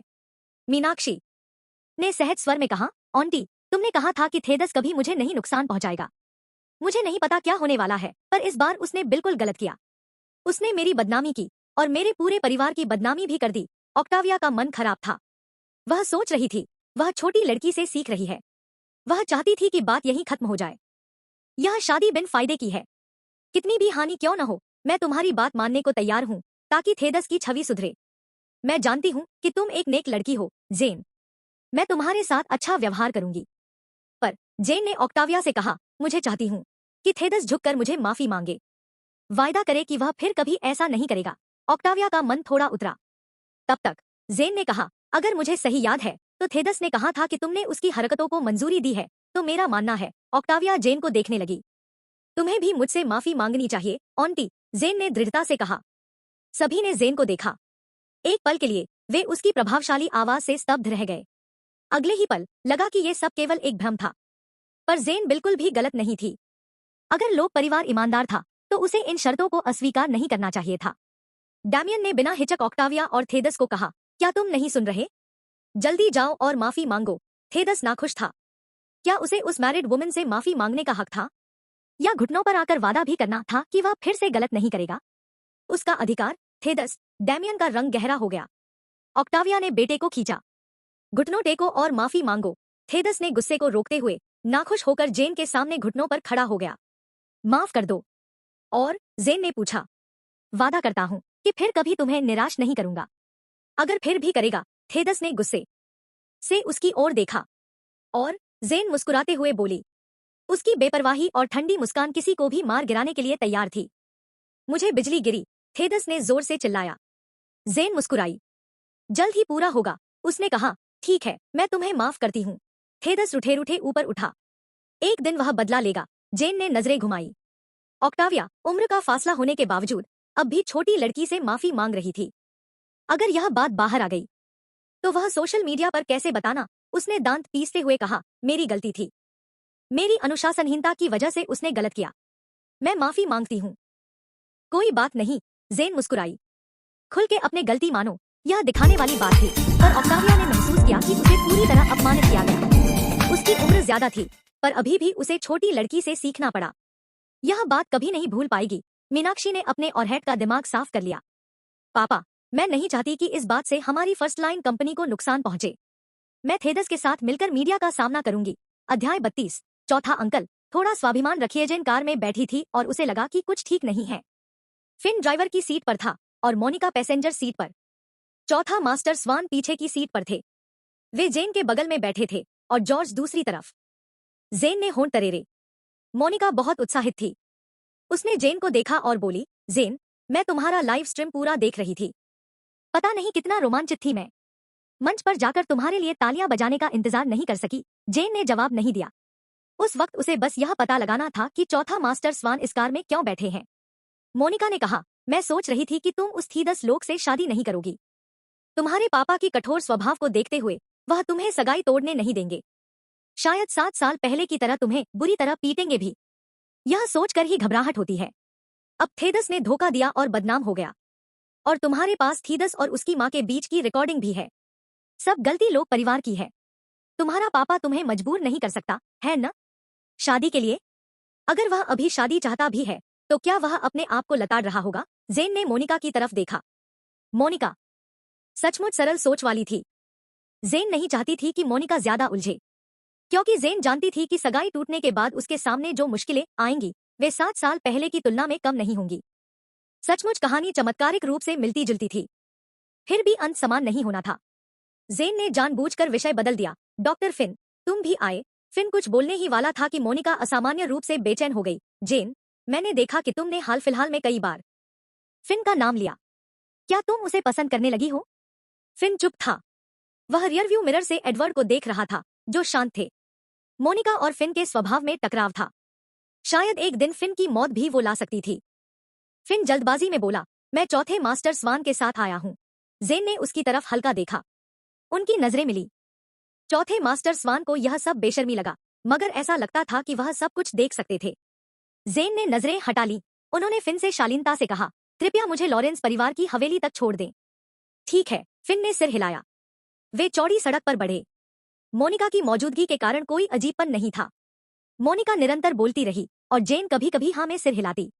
कार में सभी पुरुष, जिसमें जॉर्ज भी था, चुप थे। खुशी की बात, गंतव्य दूर नहीं था और कार शीघ्र ही लॉरेंस परिवार के आंगन में पहुंची। जेन कार से उतरी और फिन से विनम्रता से कहा, धन्यवाद। धन्यवाद की कोई जरूरत नहीं, फिन ने शालीनता से जवाब दिया। जेन ने दूसरों को प्रणाम न किया और जॉर्ज के साथ चली गई। पीछे से मोनिका की आवाज आई, जेन, अगर तुम्हारे पापा तुम्हारे साथ बुरा करें तो मुझे कॉल करना। मैं उनका पुराना आवाज तबाह कर दूंगी। जेन मुस्कुराई। कभी कभी मोनिका सचमुच दिल को छू जाती थी। जेन ने जॉर्ज का हाथ थामे लॉरेंस परिवार के आंगन में प्रवेश किया। वे बगीचे की राह से गुजरे और मुख्य हॉल में पहुंचे। अचानक जेन के चेहरे पर जोरदार थप्पड़ पड़ा। जेन को उम्मीद नहीं थी। उस वक्त जॉर्ज जेन के हाथ से छूटना चाहता था, पर जेन ने कसकर पकड़ लिया। जॉर्ज की आंखें लाल थी। जेन जानती थी कि वह उसके लिए दुखी है। अलेक्जेंडर ने जेन को गाली दी, तुम्हें वापस आने देना मेरी सबसे बड़ी गलती थी। ऐसी लड़की जो अपनी भलाई नहीं जानती, मुझे तुमसे नफरत है। जेन ने कड़क नजर से उसे देखा। मुझे उम्मीद है कि तुम अपनी कहे पर पछताओगे। मैं बदला लूंगा, अलेक्जेंडर ने दांत चुबाते हुए कहा। फिर वह तेज कदमों से चला गया। वह असंवेदनशील नहीं था, पर स्वान परिवार अभी भी आसपास था। अलेक्जेंडर अपनी छवि की चिंता करता था, इसलिए ज्यादा कुछ नहीं कर पाया। जेन ने अलेक्जेंडर को जाते देखा। उसने अपना सिर झुकाकर जॉर्ज को देखा। जॉर्ज का चेहरा गुस्से में लाल था। उसने बलपूर्वक मुस्कुराहट बनाई और बेटे को सांत्वना देने ही वाला था कि अचानक पीछे से एक गहरी पुरुष आवाज आई, क्या तुम विरोध नहीं करोगी? जेन घूमी। चौथे मास्टर स्वान कितनी दूरी पर खड़े थे। उसे पता नहीं था कि उन्होंने यह नजारा देखा या नहीं। शायद देखा था, लेकिन इससे फर्क नहीं पड़ता था। जेन ने उनसे मुखातिब होकर कहा, क्या फर्क पड़ेगा? चौथे मास्टर ने एक कदम आगे बढ़ाया। यह कदम उनके बीच की दूरी को काफी हद तक कम कर गया। इतना कि वह अश्लील न हो, पर थोड़ा कुटिल भी। इसी बीच जेन ने जॉर्ज का हाथ मजबूती से पकड़ लिया और एक कदम पीछे हट गई। चौथे मास्टर ने इस प्रतिक्रिया को शांतिपूर्वक देखा। जेन ने फिर मुड़कर जाने की कोशिश की। पीछे से वही आदमी बोला, कम से कम मेरे लिए तो असर होगा। जेन का चलना रुक गया।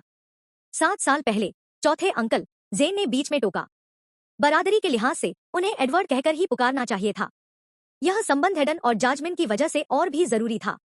जेन ने कहा, कृपया थोड़ा स्वाभिमान रखिए। फिर वह जॉर्ज को लेकर लॉरेंस के मुख्य हॉल में चली गई, पीछे खड़े व्यक्ति की भावुक निगाहों की परवाह किए बिना। जेन और जॉर्ज अपने कमरे लौटा। जॉर्ज को कुछ कहना था। जेन ने उसके सिर पर हाथ रखा और कहा, पहले मैं नहाकर आती हूँ। जॉर्ज चुपचाप हाँ में सिर हिला दिया।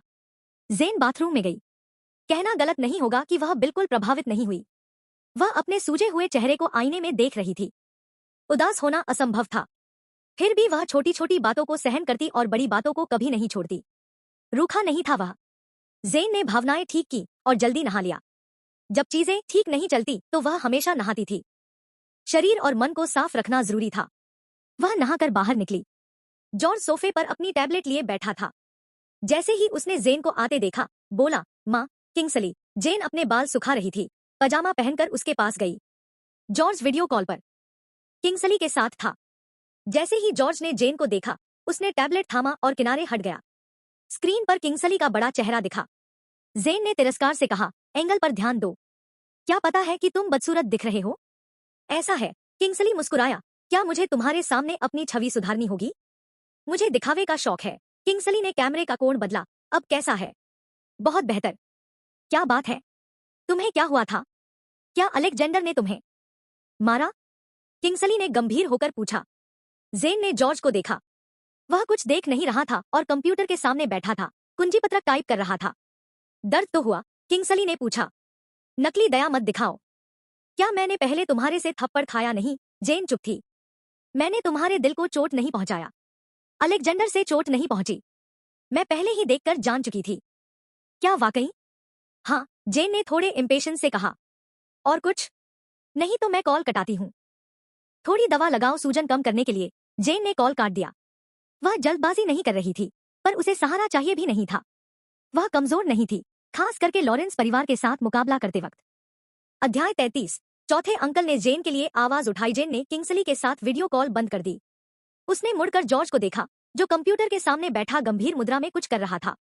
जेन ने उठकर उसके पास गई। जॉर्ज ने कीबोर्ड पर टाइप करना बंद किया। जेन ने कहा, जॉर्ज, मैं किसी से नहीं डरती, बस कभी कभी सहन करना पड़ता है।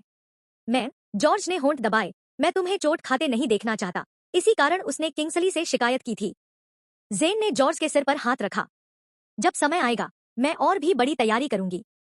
ठीक है, जॉर्ज ने दृढ़ता से सिर हिलाया। जेन ने और कुछ नहीं कहा। उन्होंने बेमतलब की बातें खलती थी। उन्होंने जॉर्ज की स्क्रीन की ओर देखा। लोग परिवार का लोन कब तक चुकाने का है? कल। ठीक है। जेन के होठों पर हल्की मुस्कान थी। लोग परिवार के लिए अब अंत का समय था। जेन ने मुड़ना चाहा और फोन निकालने लगी तो उसने देखा कि थेदस ने उसका फोन तोड़ दिया था। वह फोन के बिना रहना नहीं जानती थी। तभी दरवाजे पर कोई दस्तक दी। सबसे बड़ी बहन। जेन ने दरवाजा खोला। मालिक ने कहा है कि तुम दोनों डिनर के लिए नीचे आओ, नौकर ने सम्मान से कहा। ठीक है, जेन ने सिर हिलाया। नौकर चला गया। जेन कमरे में आई। कपड़े बदलते हुए जॉर्ज से कहा, चलो डिनर के लिए चलते हैं। पर जॉर्ज ने उसे देखा। शायद वह डर रहा था कि कुछ फिर से हो। डर मत। स्वान परिवार को देखते हुए कुछ नहीं होगा। जेन को अच्छी तरह पता था, अगर स्वान नहीं होते तो अलेक्जेंडर उसे डिनर के लिए नहीं बुलाते। इसलिए डिनर शांतिपूर्ण होने वाला था। वह कपड़े बदला और जॉर्ज के हाथ पकड़े नीचे चली गई। नीचे हॉल में अलेक्जेंडर और एडन के पिता हेनरी की बातचीत और हंसी सुनाई दे रही थी। वे अचानक बहुत मिलनसार लग रहे थे।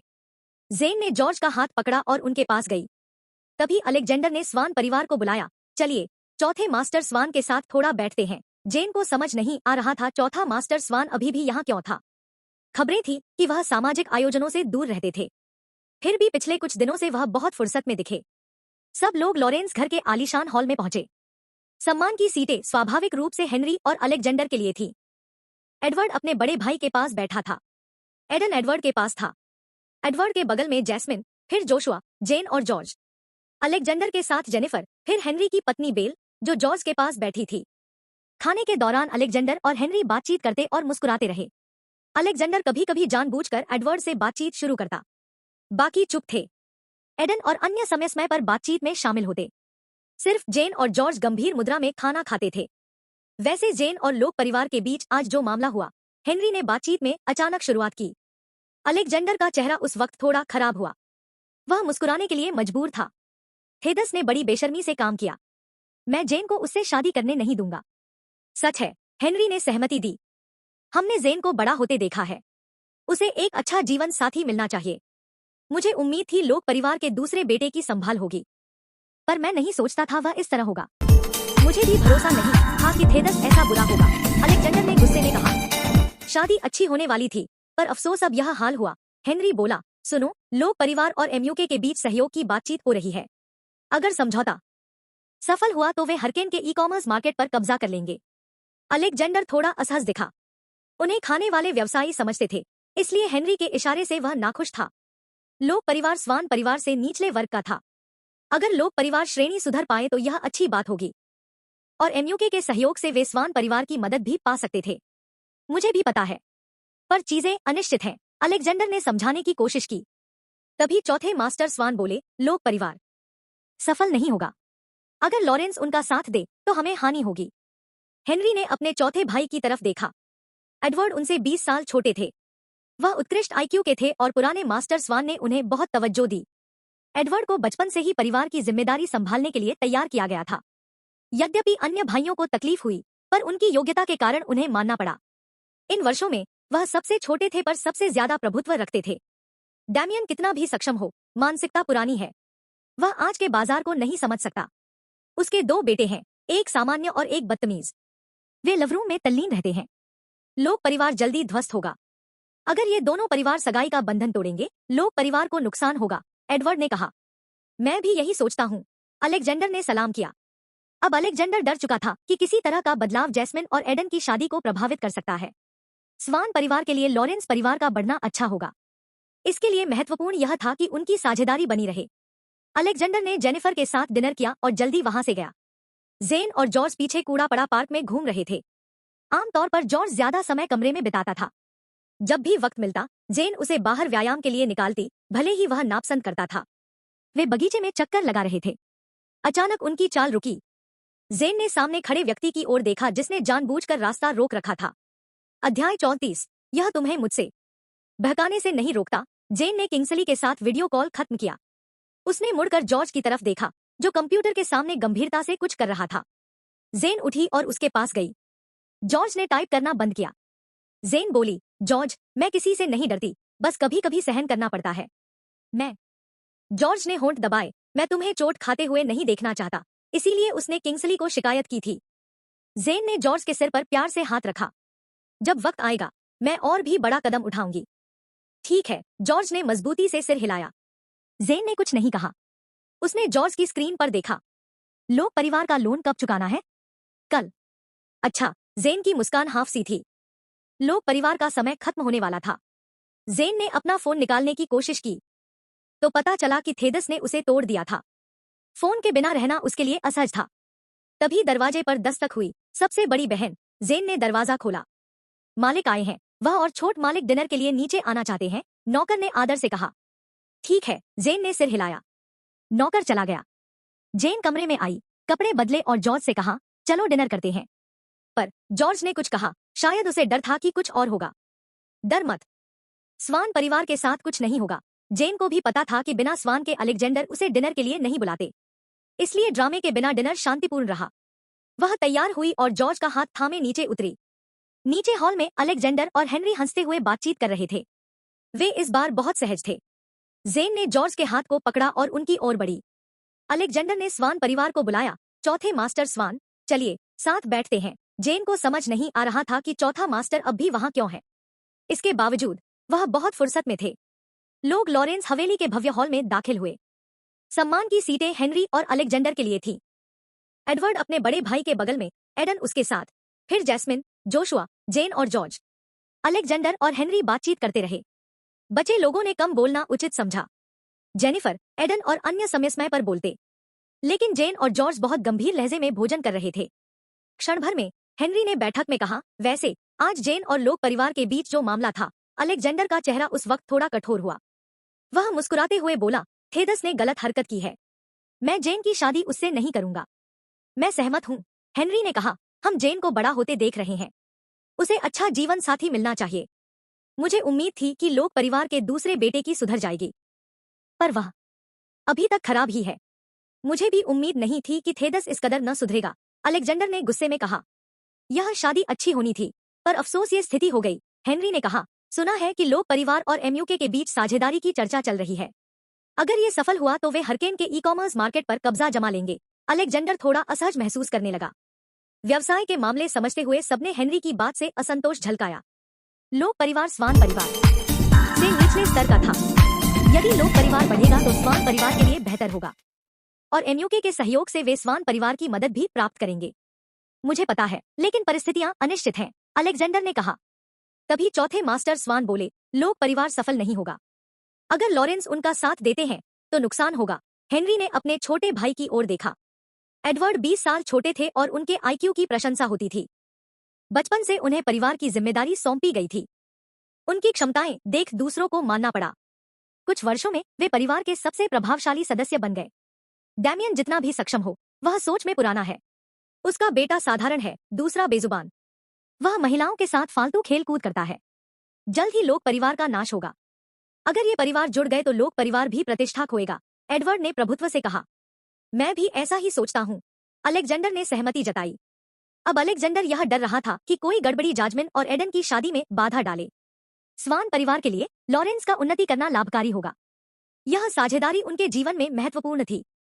अलेक्जेंडर ने जल्दी चले जाने से पहले जेनिफर के साथ डिनर किया। जेन और जॉर्ज बगीचे में टहल रहे थे।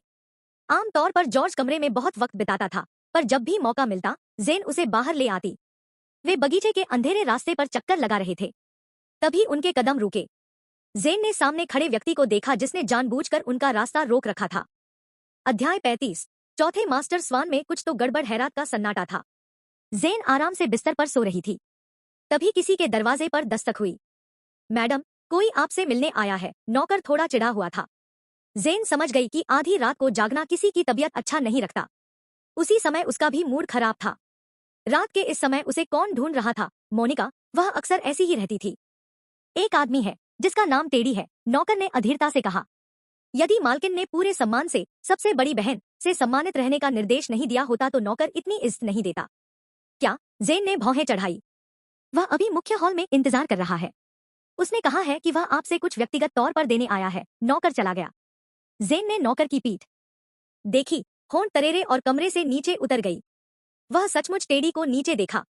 टेडी ने जेन को आते देखा और तेजी से बढ़कर बोला, मैडम, तुम मुझे खोज रहे थे? चौथे मास्टर ने मुझे यह देने को कहा है। टेडी ने फोन और सिम कार्ड निकाला।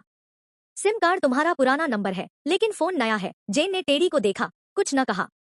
टेडी को अजीब नहीं लगा। उसने एक क्रीम निकाली। यह क्रीम तुम्हारे चेहरे की सूजन कम करेगी। चौथे मास्टर ने कहा है सोने से पहले इसे लगाना ताकि कल सूजन कम हो। जेन अब भी चुप रही। हॉल में कुछ देर ऑकवर्ड सन्नाटा छा गया। कुछ समय बाद जेन ने पूछा, चौथे मास्टर को क्या हुआ है? टेडी हैरान था, फिर सिर हिलाया। उन्होंने हाल ही में कुछ बदलाव दिखाए हैं। चौथे मास्टर स्वान आजकल टेडी का पीछा नहीं करना चाहते थे। वह 9 बजे रात को ही हवेली लौट आए। वापस आते ही कुछ बोले नहीं। आधे घंटे पहले आधी रात में टेडी को एक फोन, सिम और क्रीम लेकर जेन के पास भेजा। टेडी को शक है कि उनके मानसिक हालत ठीक नहीं। टेडी ने कहा, कृपया इन्हें स्वीकार करें, मैडम। मैं बिना वजह कुछ नहीं खरीदती। श्री डॉलिटल, कृपया। मालिक ने कहा कि अगर तुम नहीं लोगी तो मैं भी लौटने को नहीं हूं। कृपया, मैडम, अच्छा सोचो और मुझे वापस जाने दो। टेडी की इतनी बात सुनकर जेन मुश्किल में नहीं डालना चाहती थी। उसने सब लिया और कहा, चौथे मास्टर का शुक्रिया कहना। जरूर। टेडी ने सम्मान से सर हिलाया और चला गया। जेन ने अपने हाथों में रखा सामान देखा। थोड़ा विचलित थी। उसका चौथे मास्टर से आज कोई लेना देना नहीं था। जब चौथे मास्टर ने वो बात कही तो जेन ने नजरअंदाज कर तुरंत निकल गई। उन्होंने कुछ नहीं कहा। जेन ने सोचा बस इतना ही होगा, परंतु मध्यरात्रि में सामान भेजना। जेन ने सिर झुकाकर फोन, सिम और क्रीम देखा। वह बच्ची नहीं थी, इसलिए मिठाई मिलने पर नहीं मुस्कुराएगी। उसने क्रीम को साइड में फेंक दिया। फोन और सिम फेंकने को थी कि रुकी। फोन न होने की आदत नहीं थी। स्वान परिवार के बांस के बगीचे में काला सफेद, कम सज्जित और ऊंची दर्जे की एक कमरा। एडवर्ड बड़े काले चमड़े के बिस्तर पर लेटा था। सफेद बाथरोब पहने था। फोन हाथ में लेकर स्क्रीन को गहराई से देख रहा था। टेडी के दस्तक के साथ उसकी आंखें हिली। टेडी ने आदर से कहा, मालिक, मैंने सब सामान मैडम को दे दिया। उन्होंने कुछ कहा? उन्होंने धन्यवाद कहा। और टेडी इंतजार में था। एडवर्ड ने पलटा और कहा, बांस के बगीचे में आज रात्रि दृश्य कैसा है? चांद चमक रहा है, तारे टिमटिमा रहे हैं। बहुत सुंदर है। तुम्हें रात का दृश्य इनाम दूंगा। सूरज उगने तक घर वापस मत आना। क्या सच बताना इतना मुश्किल है? टेडी आंसू बहाता हुआ चला गया। एडवर्ड फिर फोन को देखा। नॉक्स की मैसेज पॉप अप हुई। चौथे मास्टर स्वान, क्या तुमने देखा? मैंने तुम्हें एक छोटा वीडियो भेजा है। एडवर्ड ने जवाब लिखा, हाँ। एक आदमी के हाथ को बिना किसी मदद के बांधे रखना। यह साफ है कि जेन प्रशिक्षित है। जेन सामान्य नहीं है। एडवर्ड ने नॉक्स की बातों को अनदेखा किया और लिखा, आइए देखें कल लोग परिवार का क्या हाल होगा। फोन किनारे रखा। सोया हुआ बिस्तर देखता रहा। लगता था कि आज रात वह सो नहीं पाएगा। अगला दिन। अभी सुबह के 7 बज रहे थे। मीनाक्षी फिर नौकर द्वारा जगाई गई। वह वक्त देखकर चुपचाप जॉनथन के स्टडी में चली गई। उस समय अलेक्जेंडर, जेनिफर, जाजमिन और जोशुआ भी वहां थे। मीनाक्षी ने लॉरेंस परिवार के मुखिया की गरिमा दिखाई और जॉनथन की तरफ देखा। पिछली रात स्वान परिवार मौजूद था, इसलिए जॉनथन जल्दी सो गया था। आज सुबह वह जेन से कड़क स्वर में बोला, जेन, लोग परिवार से मिलने से पहले क्या तुम मेरी बातें याद रखती हो? उसकी आवाज में गुस्सा साफ था। सभी डर के मारे चुप थे। किस बात की, दादा? मीनाक्षी ने शांत स्वर में पूछा। जॉनथन ने टेबल पीट दी। आवाज इतनी जोरदार थी कि सब लड़खड़ा गए। मैं नहीं चाहता कि 7 साल पहले जैसी घटना फिर से हो। दादा, क्या आप उस समय की बात कर रहे हैं जब पापा ने मुझे कठोर लाठी से मारा था और अस्पताल जाने नहीं दिया? या जब आप मुझे लॉरेंस से बाहर निकालकर विदेश भेज दिया? जेन, तुम सीमा लांघ रही हो। जॉनथन भड़क उठा। दादा, मीनाक्षी ने सीधे टोका, और उसका व्यक्तित्व काफी मजबूत था। क्या मैं लॉरेंस परिवार की बेटी नहीं हूँ? जॉनथन चौंक गया। मीनाक्षी ने ताना मारा, मैंने कभी शक किया कि मैं असल में लॉरेंस नहीं हूँ, कि मेरे पिता मेरे बायोलॉजिकल पिता नहीं और आपकी दादा होने की बात भी नहीं। अन्यथा आप इतनी निकृष्टता क्यों करते अपनी ही बेटी और पोती के लिए? बस काफी हुआ। मैं तुम्हें सांस लेने नहीं दूंगा। जब तुम्हारी मां मर गई तब भी मुझे तुम्हारी कोई परवाह नहीं थी। अलेक्जेंडर भड़क उठा, मैंने तुम्हें अनगिनत सालों तक बेकार पाल लिया। मां कैसे मरी? मीनाक्षी ने अचानक पूछा। अलेक्जेंडर का चेहरा खराश के साथ काला हो गया। क्या मेरी मां ने तुम्हें किसी औरत के साथ रहने दिया? अगर मेरी मां नहीं होती तो लॉरेंस पहले ही खत्म हो गया होता। बस। अलेक्जेंडर ने हाथ उठाया। मीनाक्षी ने गहरी नजर से अध्याय 36, जेन का प्रभावशाली अंदाज। अलेक्जेंडर ने अपना हाथ उठाया और जेन के चेहरे पर थप्पड़ मारना चाहा। जेन ने हिलना तक मना कर दिया। उसकी आंखों में एक ठंडी चमक जेली। उस नजर ने अलेक्जेंडर को अचानक उसकी हथेली बीच हवा में थमाने को मजबूर कर दिया। एक पल के लिए उसकी रीढ़ की हड्डी में कंपाहट दौड़ गई। वह जेन में अपनी मां की झलक देख पा रहा था। इससे वह डरा हुआ लग रहा था। जेन ने पूछा, क्या तुम हमारे बीच बची थोड़ी मोहब्बत भी पूरी तरह खत्म करना चाहते हो? अलेक्जेंडर का चेहरा क्रोध से काला था। उसने हाथ नीचे फेंका और कहा, जेन, तुम्हें केवल अपनी फिक्र है, हमारे परिवार की इज्जत की नहीं। मत समझो कि मैं तुमसे कोई एहसास रखता हूं। तो क्या तुम कहना चाहते हो कि मैं सिर्फ मुनाफे के लिए उपयोग की जाने वाली चीज हूं? सिर्फ मैं नहीं, बल्कि जैस्मिन और जोशुआ भी। जेन, अलेक्जेंडर गुस्से में चिल्लाया। जैस्मिन ने जल्दी बोला, बहन, तुम पापा के बारे में ऐसा कैसे कह सकती हो? कोई परिवार मुनाफे की चीज नहीं होता। परिवार एक दूसरे की मदद करता है। मैं तो परिवार के लिए जो कुछ भी कर पाऊं खुश और गर्व महसूस करूंगी। मैं कम से कम परिवार के लिए बेकार नहीं हूं।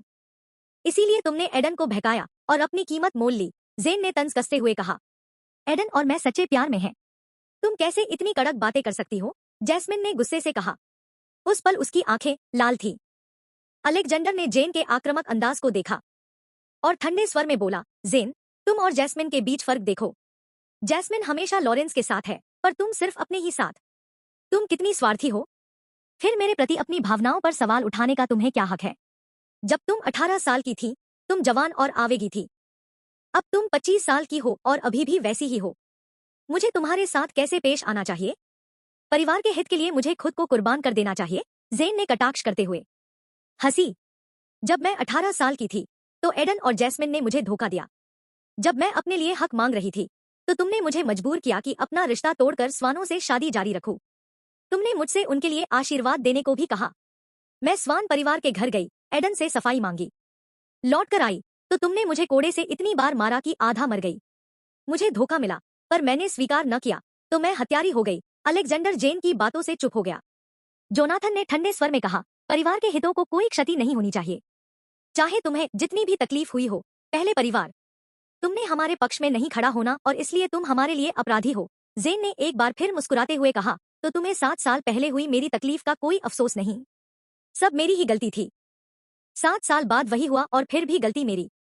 मुझे लगा तुमने 7 साल पहले समझ लिया, जोनाथन ने तटस्थ स्वभाव में कहा। क्या इसका मतलब यह है कि परिवार के लिए ठीक है तो मैं कुछ भी कर सकती हूँ? जेन ने भौहें उठाईं। हाँ, जोनाथन ने जवाब दिया।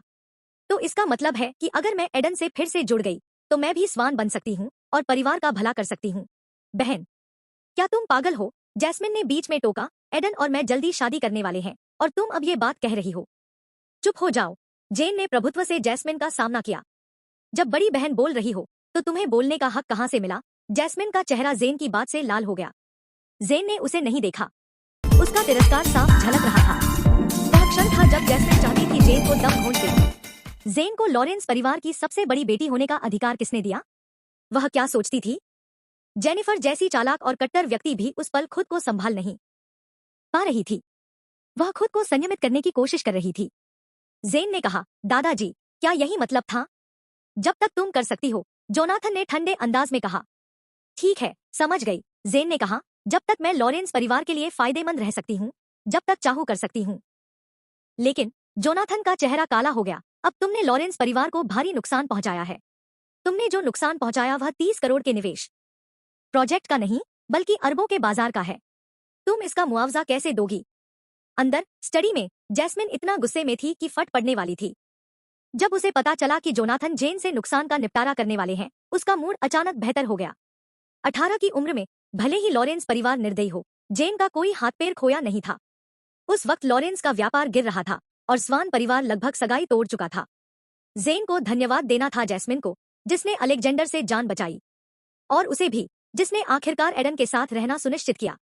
इस बार जैस्मिन ने खुद से कहा। इस बार जेन ने लॉरेंस परिवार को बड़ा नुकसान पहुंचा दिया था। जैस्मिन नहीं मानती थी कि लॉरेंस उसे इतनी आसानी से छोड़ देंगे। वह सोच रही थी कैसे इस दौरान जेन को सताए ताकि दिल का गुस्सा निकल सके।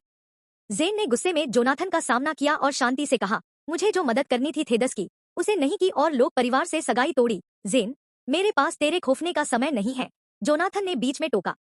पापा ने तुम्हें वो बात नहीं बताई जो चौथे मास्टर स्वान ने कल रात कही? जेन कमजोर दिखना नहीं चाहती थी।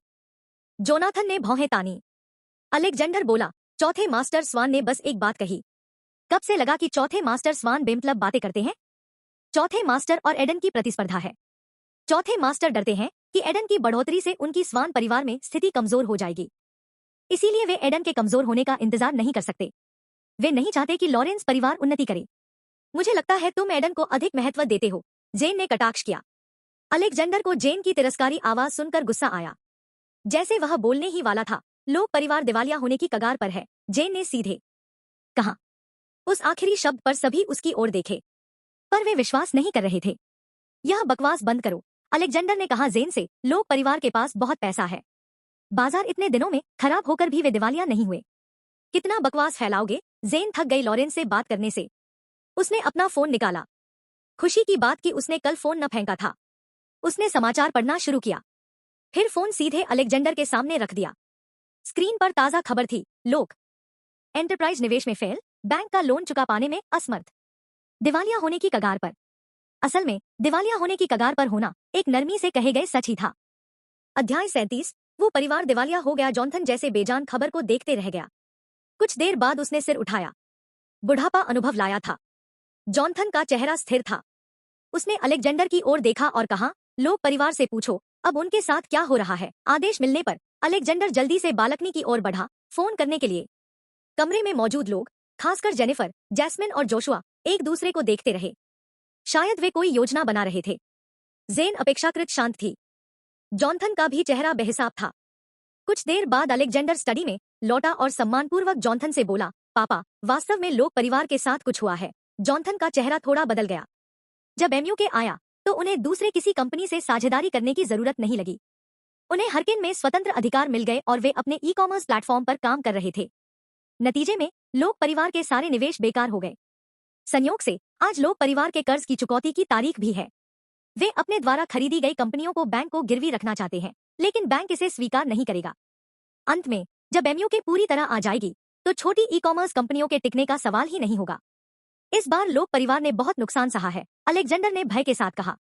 सौभाग्य से तब उन्होंने सहयोग के लिए तुरंत फंड नहीं निकाले, वरना नुकसान ज्यादा होता। क्या लोक परिवार बैंक का कर्ज टाल सकता है? जॉनथन ने पूछा। यह बहुत मुश्किल है। लोक परिवार न केवल बैंक का कर्ज चुकाने में असमर्थ है, बल्कि उनका व्यापार भी अब पूंजी संकट में है। अगर वे फिर से उठना चाहते हैं तो और कर्ज लेना पड़ेगा। लेकिन लोक परिवार का पारंपरिक व्यवसाय अब विकास के योग्य नहीं रहा और उन्होंने जिन ई-कॉमर्स कंपनियों में निवेश किया उनका कोई बाजार नहीं है। बैंक बिना अंत के कर्ज नहीं देगा। बैंक की सामान्य प्रक्रिया के अनुसार वे लोक परिवार की गिरवी संपत्तियों को जब्त कर नीलामी करेंगे। जॉनथन ने नजर हिलाकर समझा दिया। उसी समय स्टडी में फोन बजा। अलेक्जेंडर ने कॉलर देखा। जल्दी कहा, डैमियन है। वह आपसे पैसे मांगने वाला है। जॉनथन सीधे मुद्दे पर आए। मैं, अलेक्जेंडर बोला। तुम्हें उसे ठुकराना चाहिए, जॉनथन ने कहा। फोन मुझे दो, अलेक्जेंडर ने फोन देते हुए कहा। जॉनथन ने उठाया। डैमियन, मैं हूं। चाचा जॉनथन, बेहतर होगा आप मेरी कॉल का जवाब दें। मैं आपका ही इंतजार कर रहा था। दूसरी तरफ डैमियन आवाज में बेचैन था। आप जानते हैं कि मैंने इस समय ई-कॉमर्स प्लेटफॉर्म में निवेश किया है। यह भविष्य की प्रवृत्ति है जिससे अच्छी कमाई हो सकती है, पर इस वक्त मैंने बहुत निवेश कर दिया, इसलिए रकम कम है। कल मैंने एलेक्स को कहा था कि प्लेटफॉर्म बनते ही निवेश आधा आधा बांटेंगे। तो चाचा, क्या लॉरेंस पहले कुछ पैसे दे सकते हैं? मैं 2 गुना पैसा वापस दूंगा। डैमियन, जॉनथन ने धीरे कहा, पहले भी, भले ही तुम दिवालिया हो जाओ, मैं तुम्हारी मदद करता था।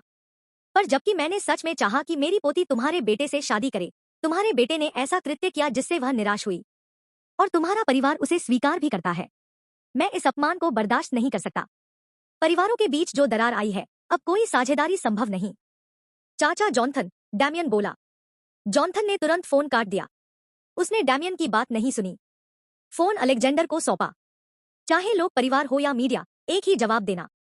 लॉरेंस लोग निर्दयी नहीं है, बस लोक परिवार के व्यवहार से निराश है। समझ गया, अलेक्जेंडर ने तेजी से सिर हिलाया।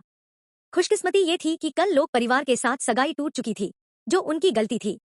नहीं तो अगर अभी कुछ होता तो सास बहू को गैरत वाला समझा जाता और लॉरेंस की इज्जत पर सवाल उठते। यह अच्छा था कि लॉरेंस के पास लोक परिवार की मदद करने से मना करने के पर्याप्त कारण थे। तो जेन ने कमरे में ठंडे स्वर में पूछा, क्या मैं अभी भी गलत हूँ? सबकी नजरें तुरंत उस पर टिक गईं। क्या तुमने बड़ों से बात किए बिना सगाई तोड़ना सही समझा? तुम्हें सौभाग्य मानना चाहिए। जिस व्यक्ति से सगाई तोड़ी उसे कुछ हो गया है, नहीं तो देखो तुम्हें क्या भुगतना पड़ सकता है, जॉनथन ने ठंडे स्वर में कहा। सौभाग्य? जेन ने ताना मारा और कोई जवाब नहीं दिया। जॉनथन ने कहा, बड़े नुकसान से बचने के लिए मैं पुरानी बातें भूल सकता हूँ। पर जेन की आंखें टिमटिमाईं। तुमने जो पहले लिए थे 5% शेयर वापस करो। जेन ने तंजमय अंदाज में पूछा, जो मुझे दिया था उसे वापस चाहते हो? मैंने इसलिए दिए थे ताकि तुम थेदस लोग से शादी करो। अब जब तुम उससे शादी नहीं कर रही तो वापस करके सही करो। जॉनथन ने मानो यह एक तथ्य बता दिया हो। दादा, मैं तर्क नहीं करना चाहती। आपके उम्र में आपको ये बातें मुझसे बेहतर समझनी चाहिए। फिर भी मुझे लगता है आप अब ज्यादा जिद्दी हैं। जेन, दादा से ऐसे मत बोलो। अलेक्जेंडर का चेहरा काला हो गया। बोलो, जॉनथन ने सख्ती से कहा। अलेक्जेंडर रुका। जेन ने सीधे जॉनथन की ओर देखा। जब आपने मुझे शेयर दिए थे तब ये नहीं कहा था कि अगर मैं थेदस से शादी नहीं करूंगी तो वापस लेने होंगे। मैंने यह शेयर इस शर्त पर दिए थे कि तुम लोक परिवार की बनेगी। लोक परिवार से संयुक्त विवाह के फायदे के मुकाबले सगाई तोड़ने से लॉरेंस को भी फायदा हुआ है।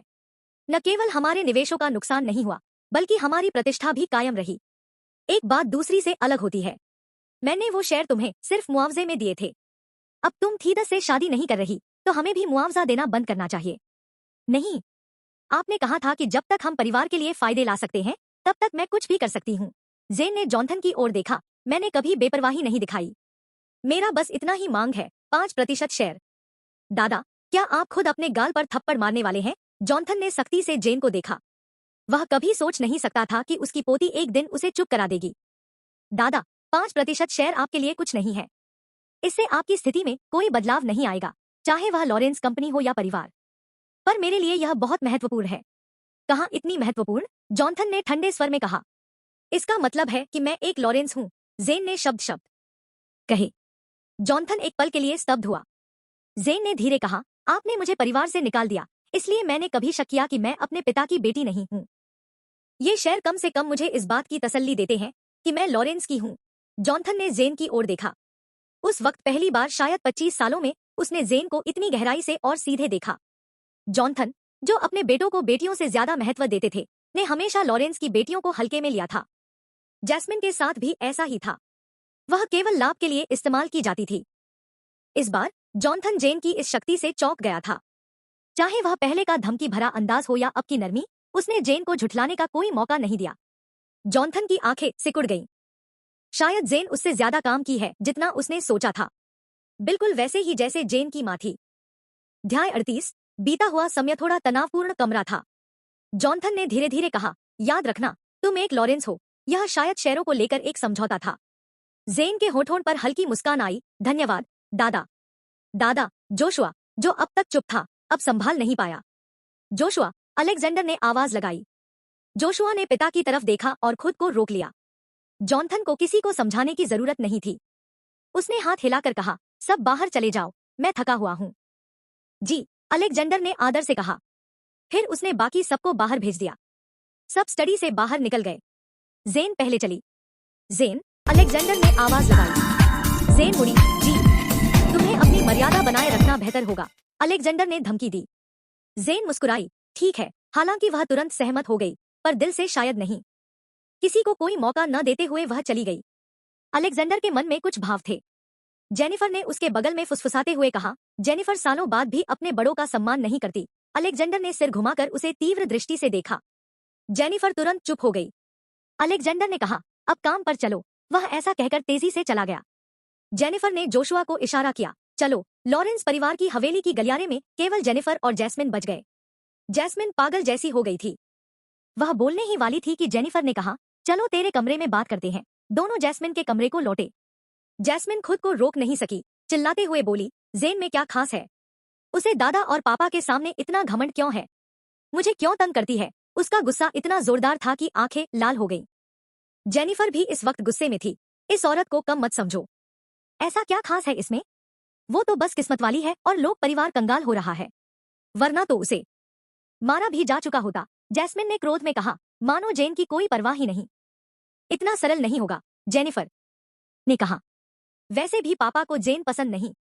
7 साल पहले पापा ने उसे मारा था और घर से निकाल दिया था। अब वह क्या कर सकती है? सच है कि पापा को जेन पसंद नहीं, पर उसकी गलती नहीं है, उसकी माँ की है, जेनिफर ने अचानक कहा।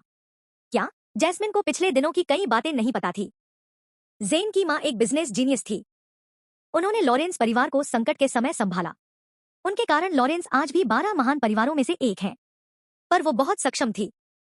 जेन की माँ के पास कोई शेयर नहीं थे, पर कंपनी हमारा नियंत्रण में थी। तुम्हारे पापा का कंपनी में कोई वजन नहीं था, और कई मौकों पर जेन की माँ ने उन्हें ठेस पहुंचाई थी। इसलिए पापा ने उन्हें नापसंद किया और नफरत करने लगे। जेन उसकी माँ की बहुत झलक है, इसलिए पापा को भी जेन पसंद नहीं, जेनिफर ने समझाया। थोड़ा उलझन में हूं। जब हम लॉरेंस परिवार के सदस्य बने थे, तब मुझे नहीं लगा था कि पापा को जेन से इतनी नफरत है। उस वक्त जेन की माँ गुजर चुकी थी। फिर क्यों पापा ने जेन को अच्छा वजन दिया और उसकी बात सही मानी? उसका कारण एडन है, जेनिफर ने खुलकर कहा। जब जेन की माँ की मृत्यु हुई थी, वेदना के दौरान जेन और एडन मिले। एडन ने सबके सामने कहा कि वह जेन की रक्षा करेगा। तुम्हारे पापा ने देखा कि जेन स्वान परिवार के सबसे बड़े लड़के के संपर्क में है। उन्होंने सोचा कि वह इस रिश्ते का फायदा उठाकर स्वान परिवार से जुड़ सकते हैं, इसलिए उन्होंने जेन को नुकसान नहीं पहुंचाया। अब समझ में आया। शायद जब जेन और एडन अलग हुए, तब पापा ने उसे मारा, उस गुस्से को निकालने के लिए जो माँ से तकलीफ में था। जेनिफर ने सिर हिलाया। इसलिए जैस्मिन, तुम्हें याद रखना होगा कि लॉरेंस सिर्फ फायदे की चिंता करता है। जो भी उन्हें फायदा पहुंचाएगा, वे उसे पसंद करेंगे। अभी मुझे सचमुच डर लग रहा है कि तुम्हारे दादा जेन की क्षमता को देख उसे अपने काम में लगाएंगे। जोशुआ व्यवसाय में कुछ नहीं कर पा रहा। माँ, तुम ज्यादा सोच रही हो। चाहे जेन कैसी भी हो, वह औरत है। क्या तुम्हें पता नहीं कि लॉरेंस लड़कों को लड़कियों से ज्यादा पसंद करता है? जैस्मिन ने गर्व से कहा। और मैं स्वान परिवार के सबसे बड़े लड़के से जल्द शादी करने वाली हूँ। लॉरेंस को क्या बड़ा लाभ मिलेगा उससे? सही है। तुम्हारे लिए सबसे जरूरी है कि तुम एडन से बिना गलती की शादी करो। और उस औरत के लिए जेनिफर की आंखें तंगी हो गईं। जेन जब 7 साल पहले सबक सीखने में नाकाम रही, अब मैं उसे सिखाऊंगी कि मुझसे उलझने का नतीजा क्या होता है। माँ, अब क्या करोगी?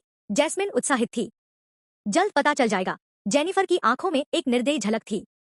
उस वक्त भी जेन की माँ जितनी ताकतवर थी, वे जेनिफर के सामने टिक नहीं पाई थी। फिर जेन क्या होगी? जेन अपने कमरे में लौट आई। जॉर्ज अभी अभी उठा था। उसने नींद से उखड़ी आंखें मलते हुए पूछा, माँ, आप कहाँ थीं?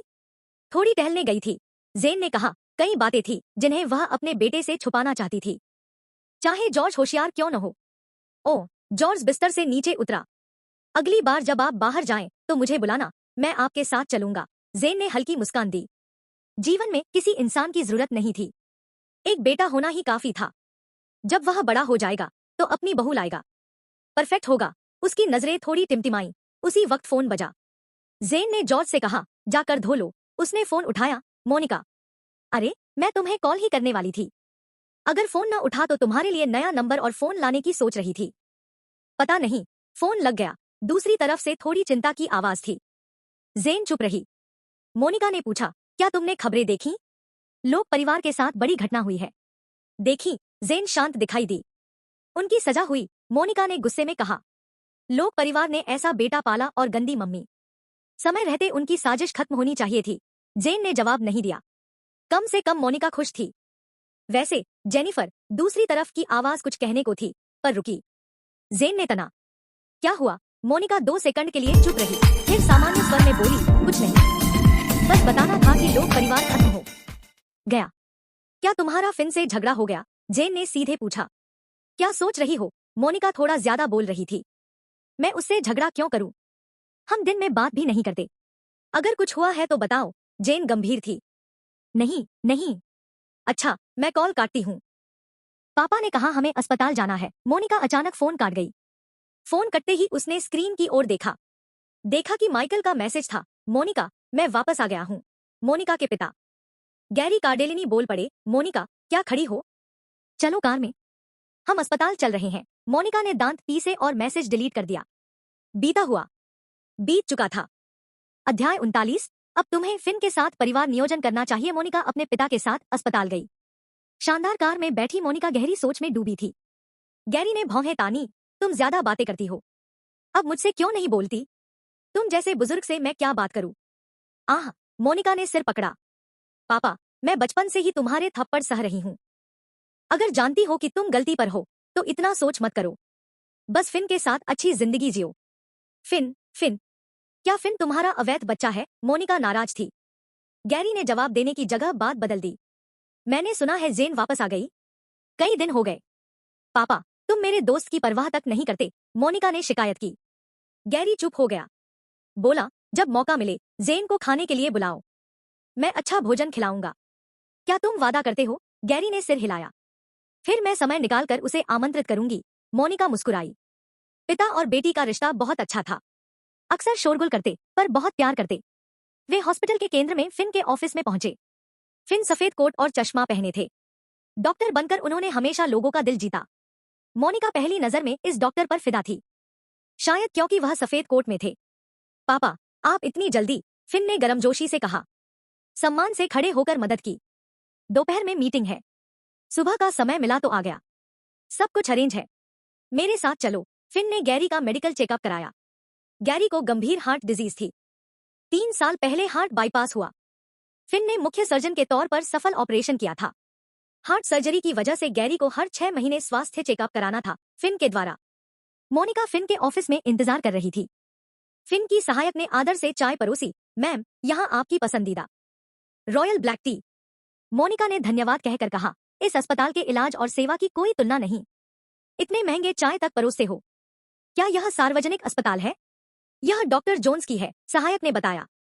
मोनिका ने कहा, यह आदमी तो शौकीन है। सहायक चुप रही। मोनिका ने 1 घंटा इंतजार किया। फिन और गैरी वापस आए। मोनिका ने पूछा, पापा कैसे हैं? ठीक है, फिन ने जवाब दिया। गैरी से कहा, रिपोर्ट के मुताबिक आपकी सेहत सामान्य है। यदि आप मेरी सलाहों का पालन करेंगे तो कोई समस्या नहीं होगी। धन्यवाद। गैरी ने फिन के कंधे थपथपाए। पापा, आप बहुत विनम्र हैं। फिन विनम्र थे। मोनिका ने फिन को देखा। वह बाहर के सामने बहुत अच्छा था, पर उसके सामने सबसे ज्यादा सख्त। ठीक है, मैं आपका काम नहीं बिगाड़ती। चलो मका, गैरी ने कहा। मोनिका खड़ी हो गई। मैं आपको छोड़ता हूँ, फिन जल्दी बोले। तीनों फिन के ऑफिस से निकले और लिफ्ट में गए। लिफ्ट खुलते ही मोनिका और भीतर खड़े व्यक्ति दोनों ठिठक गए। वह सीधा मोनिका को देख रहा था। रॉस, हम यहाँ हैं, उसके साथ वाला आदमी लिफ्ट से उतरने की याद दिलाया। माइकल बाहर निकला। मोनिका ने होंठ तरेरे, कोई प्रतिक्रिया नहीं दी। फिन ने मोनिका और गैरी को कार तक पहुंचाया। गैरी ने कहा, माइकल हरकेन लौट आया। मोनिका सामान्य स्वर में बोली, शायद। बेवकूफी मत करना। याद करो उसने तुम्हें कैसे छोड़ा था। गैरी गंभीर थे। समझ गया। मोनिका थोड़ी चिड़चिड़ी थी। उसने पानी पिया जैसे कोई बात उसकी परवाह न करती हो। तुम और फिन कब बच्चे पैदा करने की योजना बनाओगे? गैरी ने अचानक पूछा। मोनिका ने पानी लगभग फेंक दिया। हे भगवान, मैं तो कुंवारी हूं। बच्चे कैसे होंगे? तुम योजना शुरू कर सकती हो, गैरी ने आदेश देते हुए कहा। मोनिका ने उन बातों को अनसुना किया। वह जल्दी ही फिन से अलग हो जाएंगी। जल्द ही लोक परिवार दिवालिया घोषित हुआ।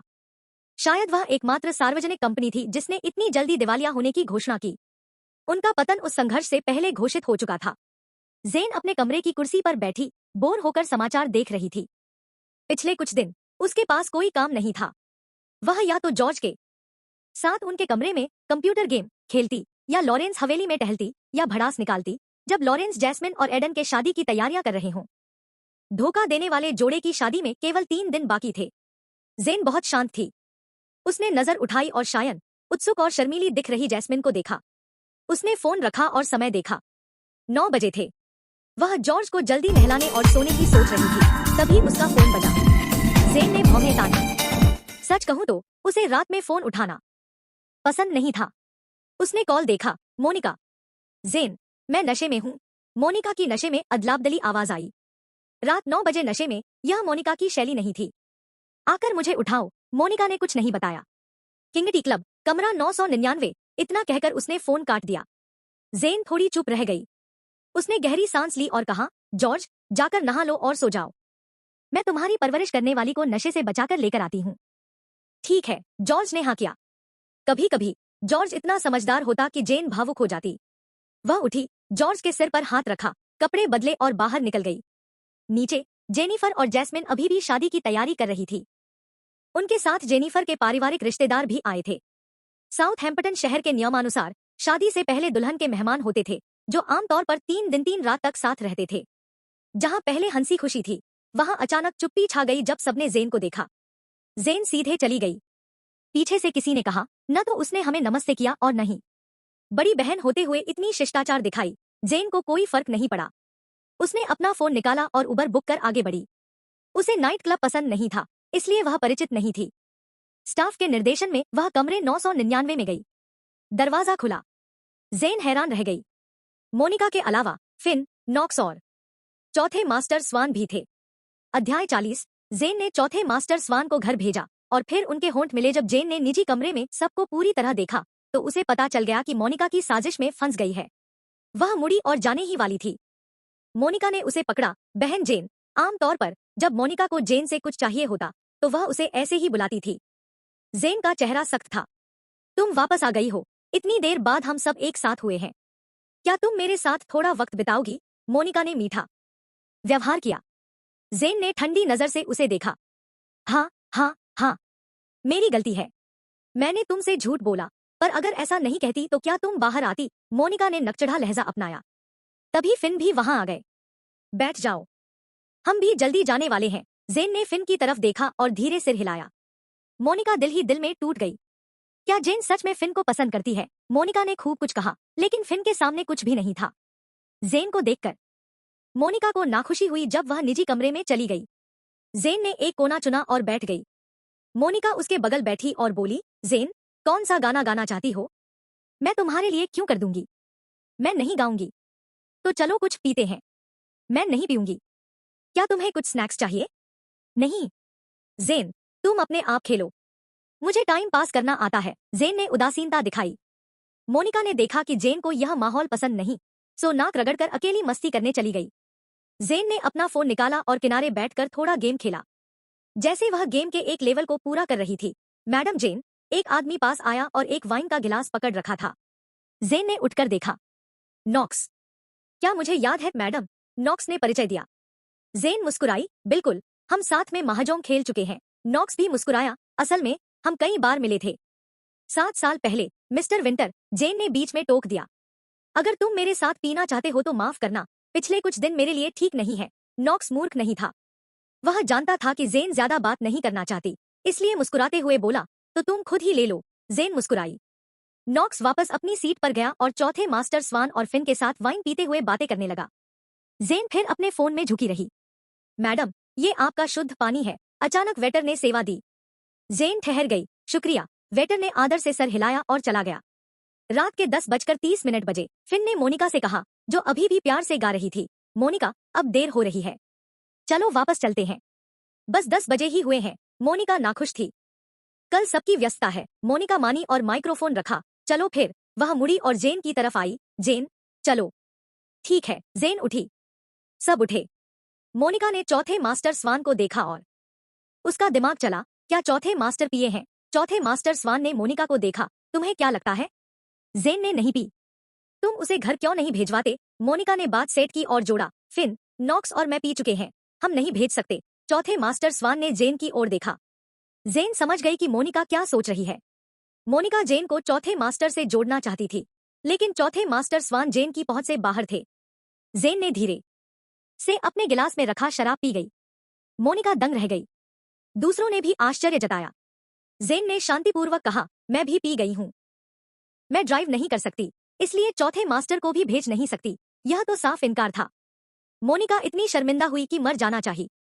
उसने जल्दी पानी पिया और मूर्ख बनकर दिखाई। पीते हुए वह सोच रही थी, जेन इतनी ढुलमुल क्यों है? थोड़ा अजीब लगा। चौथे मास्टर स्वान ने मुंह खोला। कोई बात नहीं, मेरे पास ड्राइवर है। मैडम जेन को मैं घर भेज दूंगा। फट। मोनिका ने पानी बाहर थूका। फिन ने मोनिका को तिरस्कार से देखा और उसे टिश्यू दिया। मोनिका ने मुंह पोंछा और जल्दी कहा, धन्यवाद चौथे मास्टर स्वान। कृपया जेन को सुरक्षित घर पहुंचाइए। जरूर। चौथे मास्टर स्वान ने सिर हिलाया और जेन से कहा, चलिए मैडम जेन। जेन ने दांत पीसे। उस वक्त वह खून उगलने को थी। उसने खुद को संभाला और चौथे मास्टर स्वान के साथ चली गई। मोनिका ने उनका जाते देखा। कोई फर्क नहीं पड़ता कैसे देखो, वे एक दूसरे के लिए बने थे। उसने मन ही मन कहा, मौका है। नॉक्स खड़ा हुआ मुस्कुराता रहा। जेन चौथे मास्टर स्वान की कार में बैठी थी। दोनों शांति से बैठे थे, लेकिन कार नहीं चली। कुछ देर बाद जेन और ज्यादा नहीं रुकी। बोली, क्या तुम अभी किसी का इंतजार कर रहे हो? चौथे मास्टर, मैं बस तुम्हें सीट बेल्ट बांधते देखने का इंतजार कर रहा था। चौथे मास्टर स्वान ने सीधे कहा। उसी वक्त जेन कम से कम गंदी गाली देना चाहती थी। उसने आधे जोर से सीट बेल्ट बांधी। कौन पीछे सीट बेल्ट पहनता है? सीट बेल्ट बांधते ही कार ने साउथहैम्पटन शहर की चौड़ी सड़क पर चलना शुरू किया। रास्ते में कोई बोला नहीं।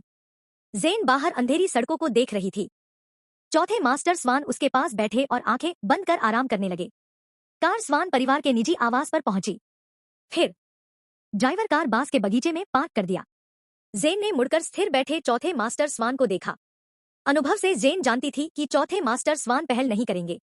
वह बोली, चौथे मास्टर, हम पहुंच गए। चौथे मास्टर के आंखें हिली। उन्होंने खुली आंखों से जेन को सीधे देखा। जेन ने दोहराया, हम आ पहुंचे। हाँ, चौथे मास्टर ने कहा धीरे। मैडम जेन, ड्राइवर को कहूंगा तुम्हें वापस भेजने को। क्या तुम मेरा भी उतना ही ख्याल रखोगी?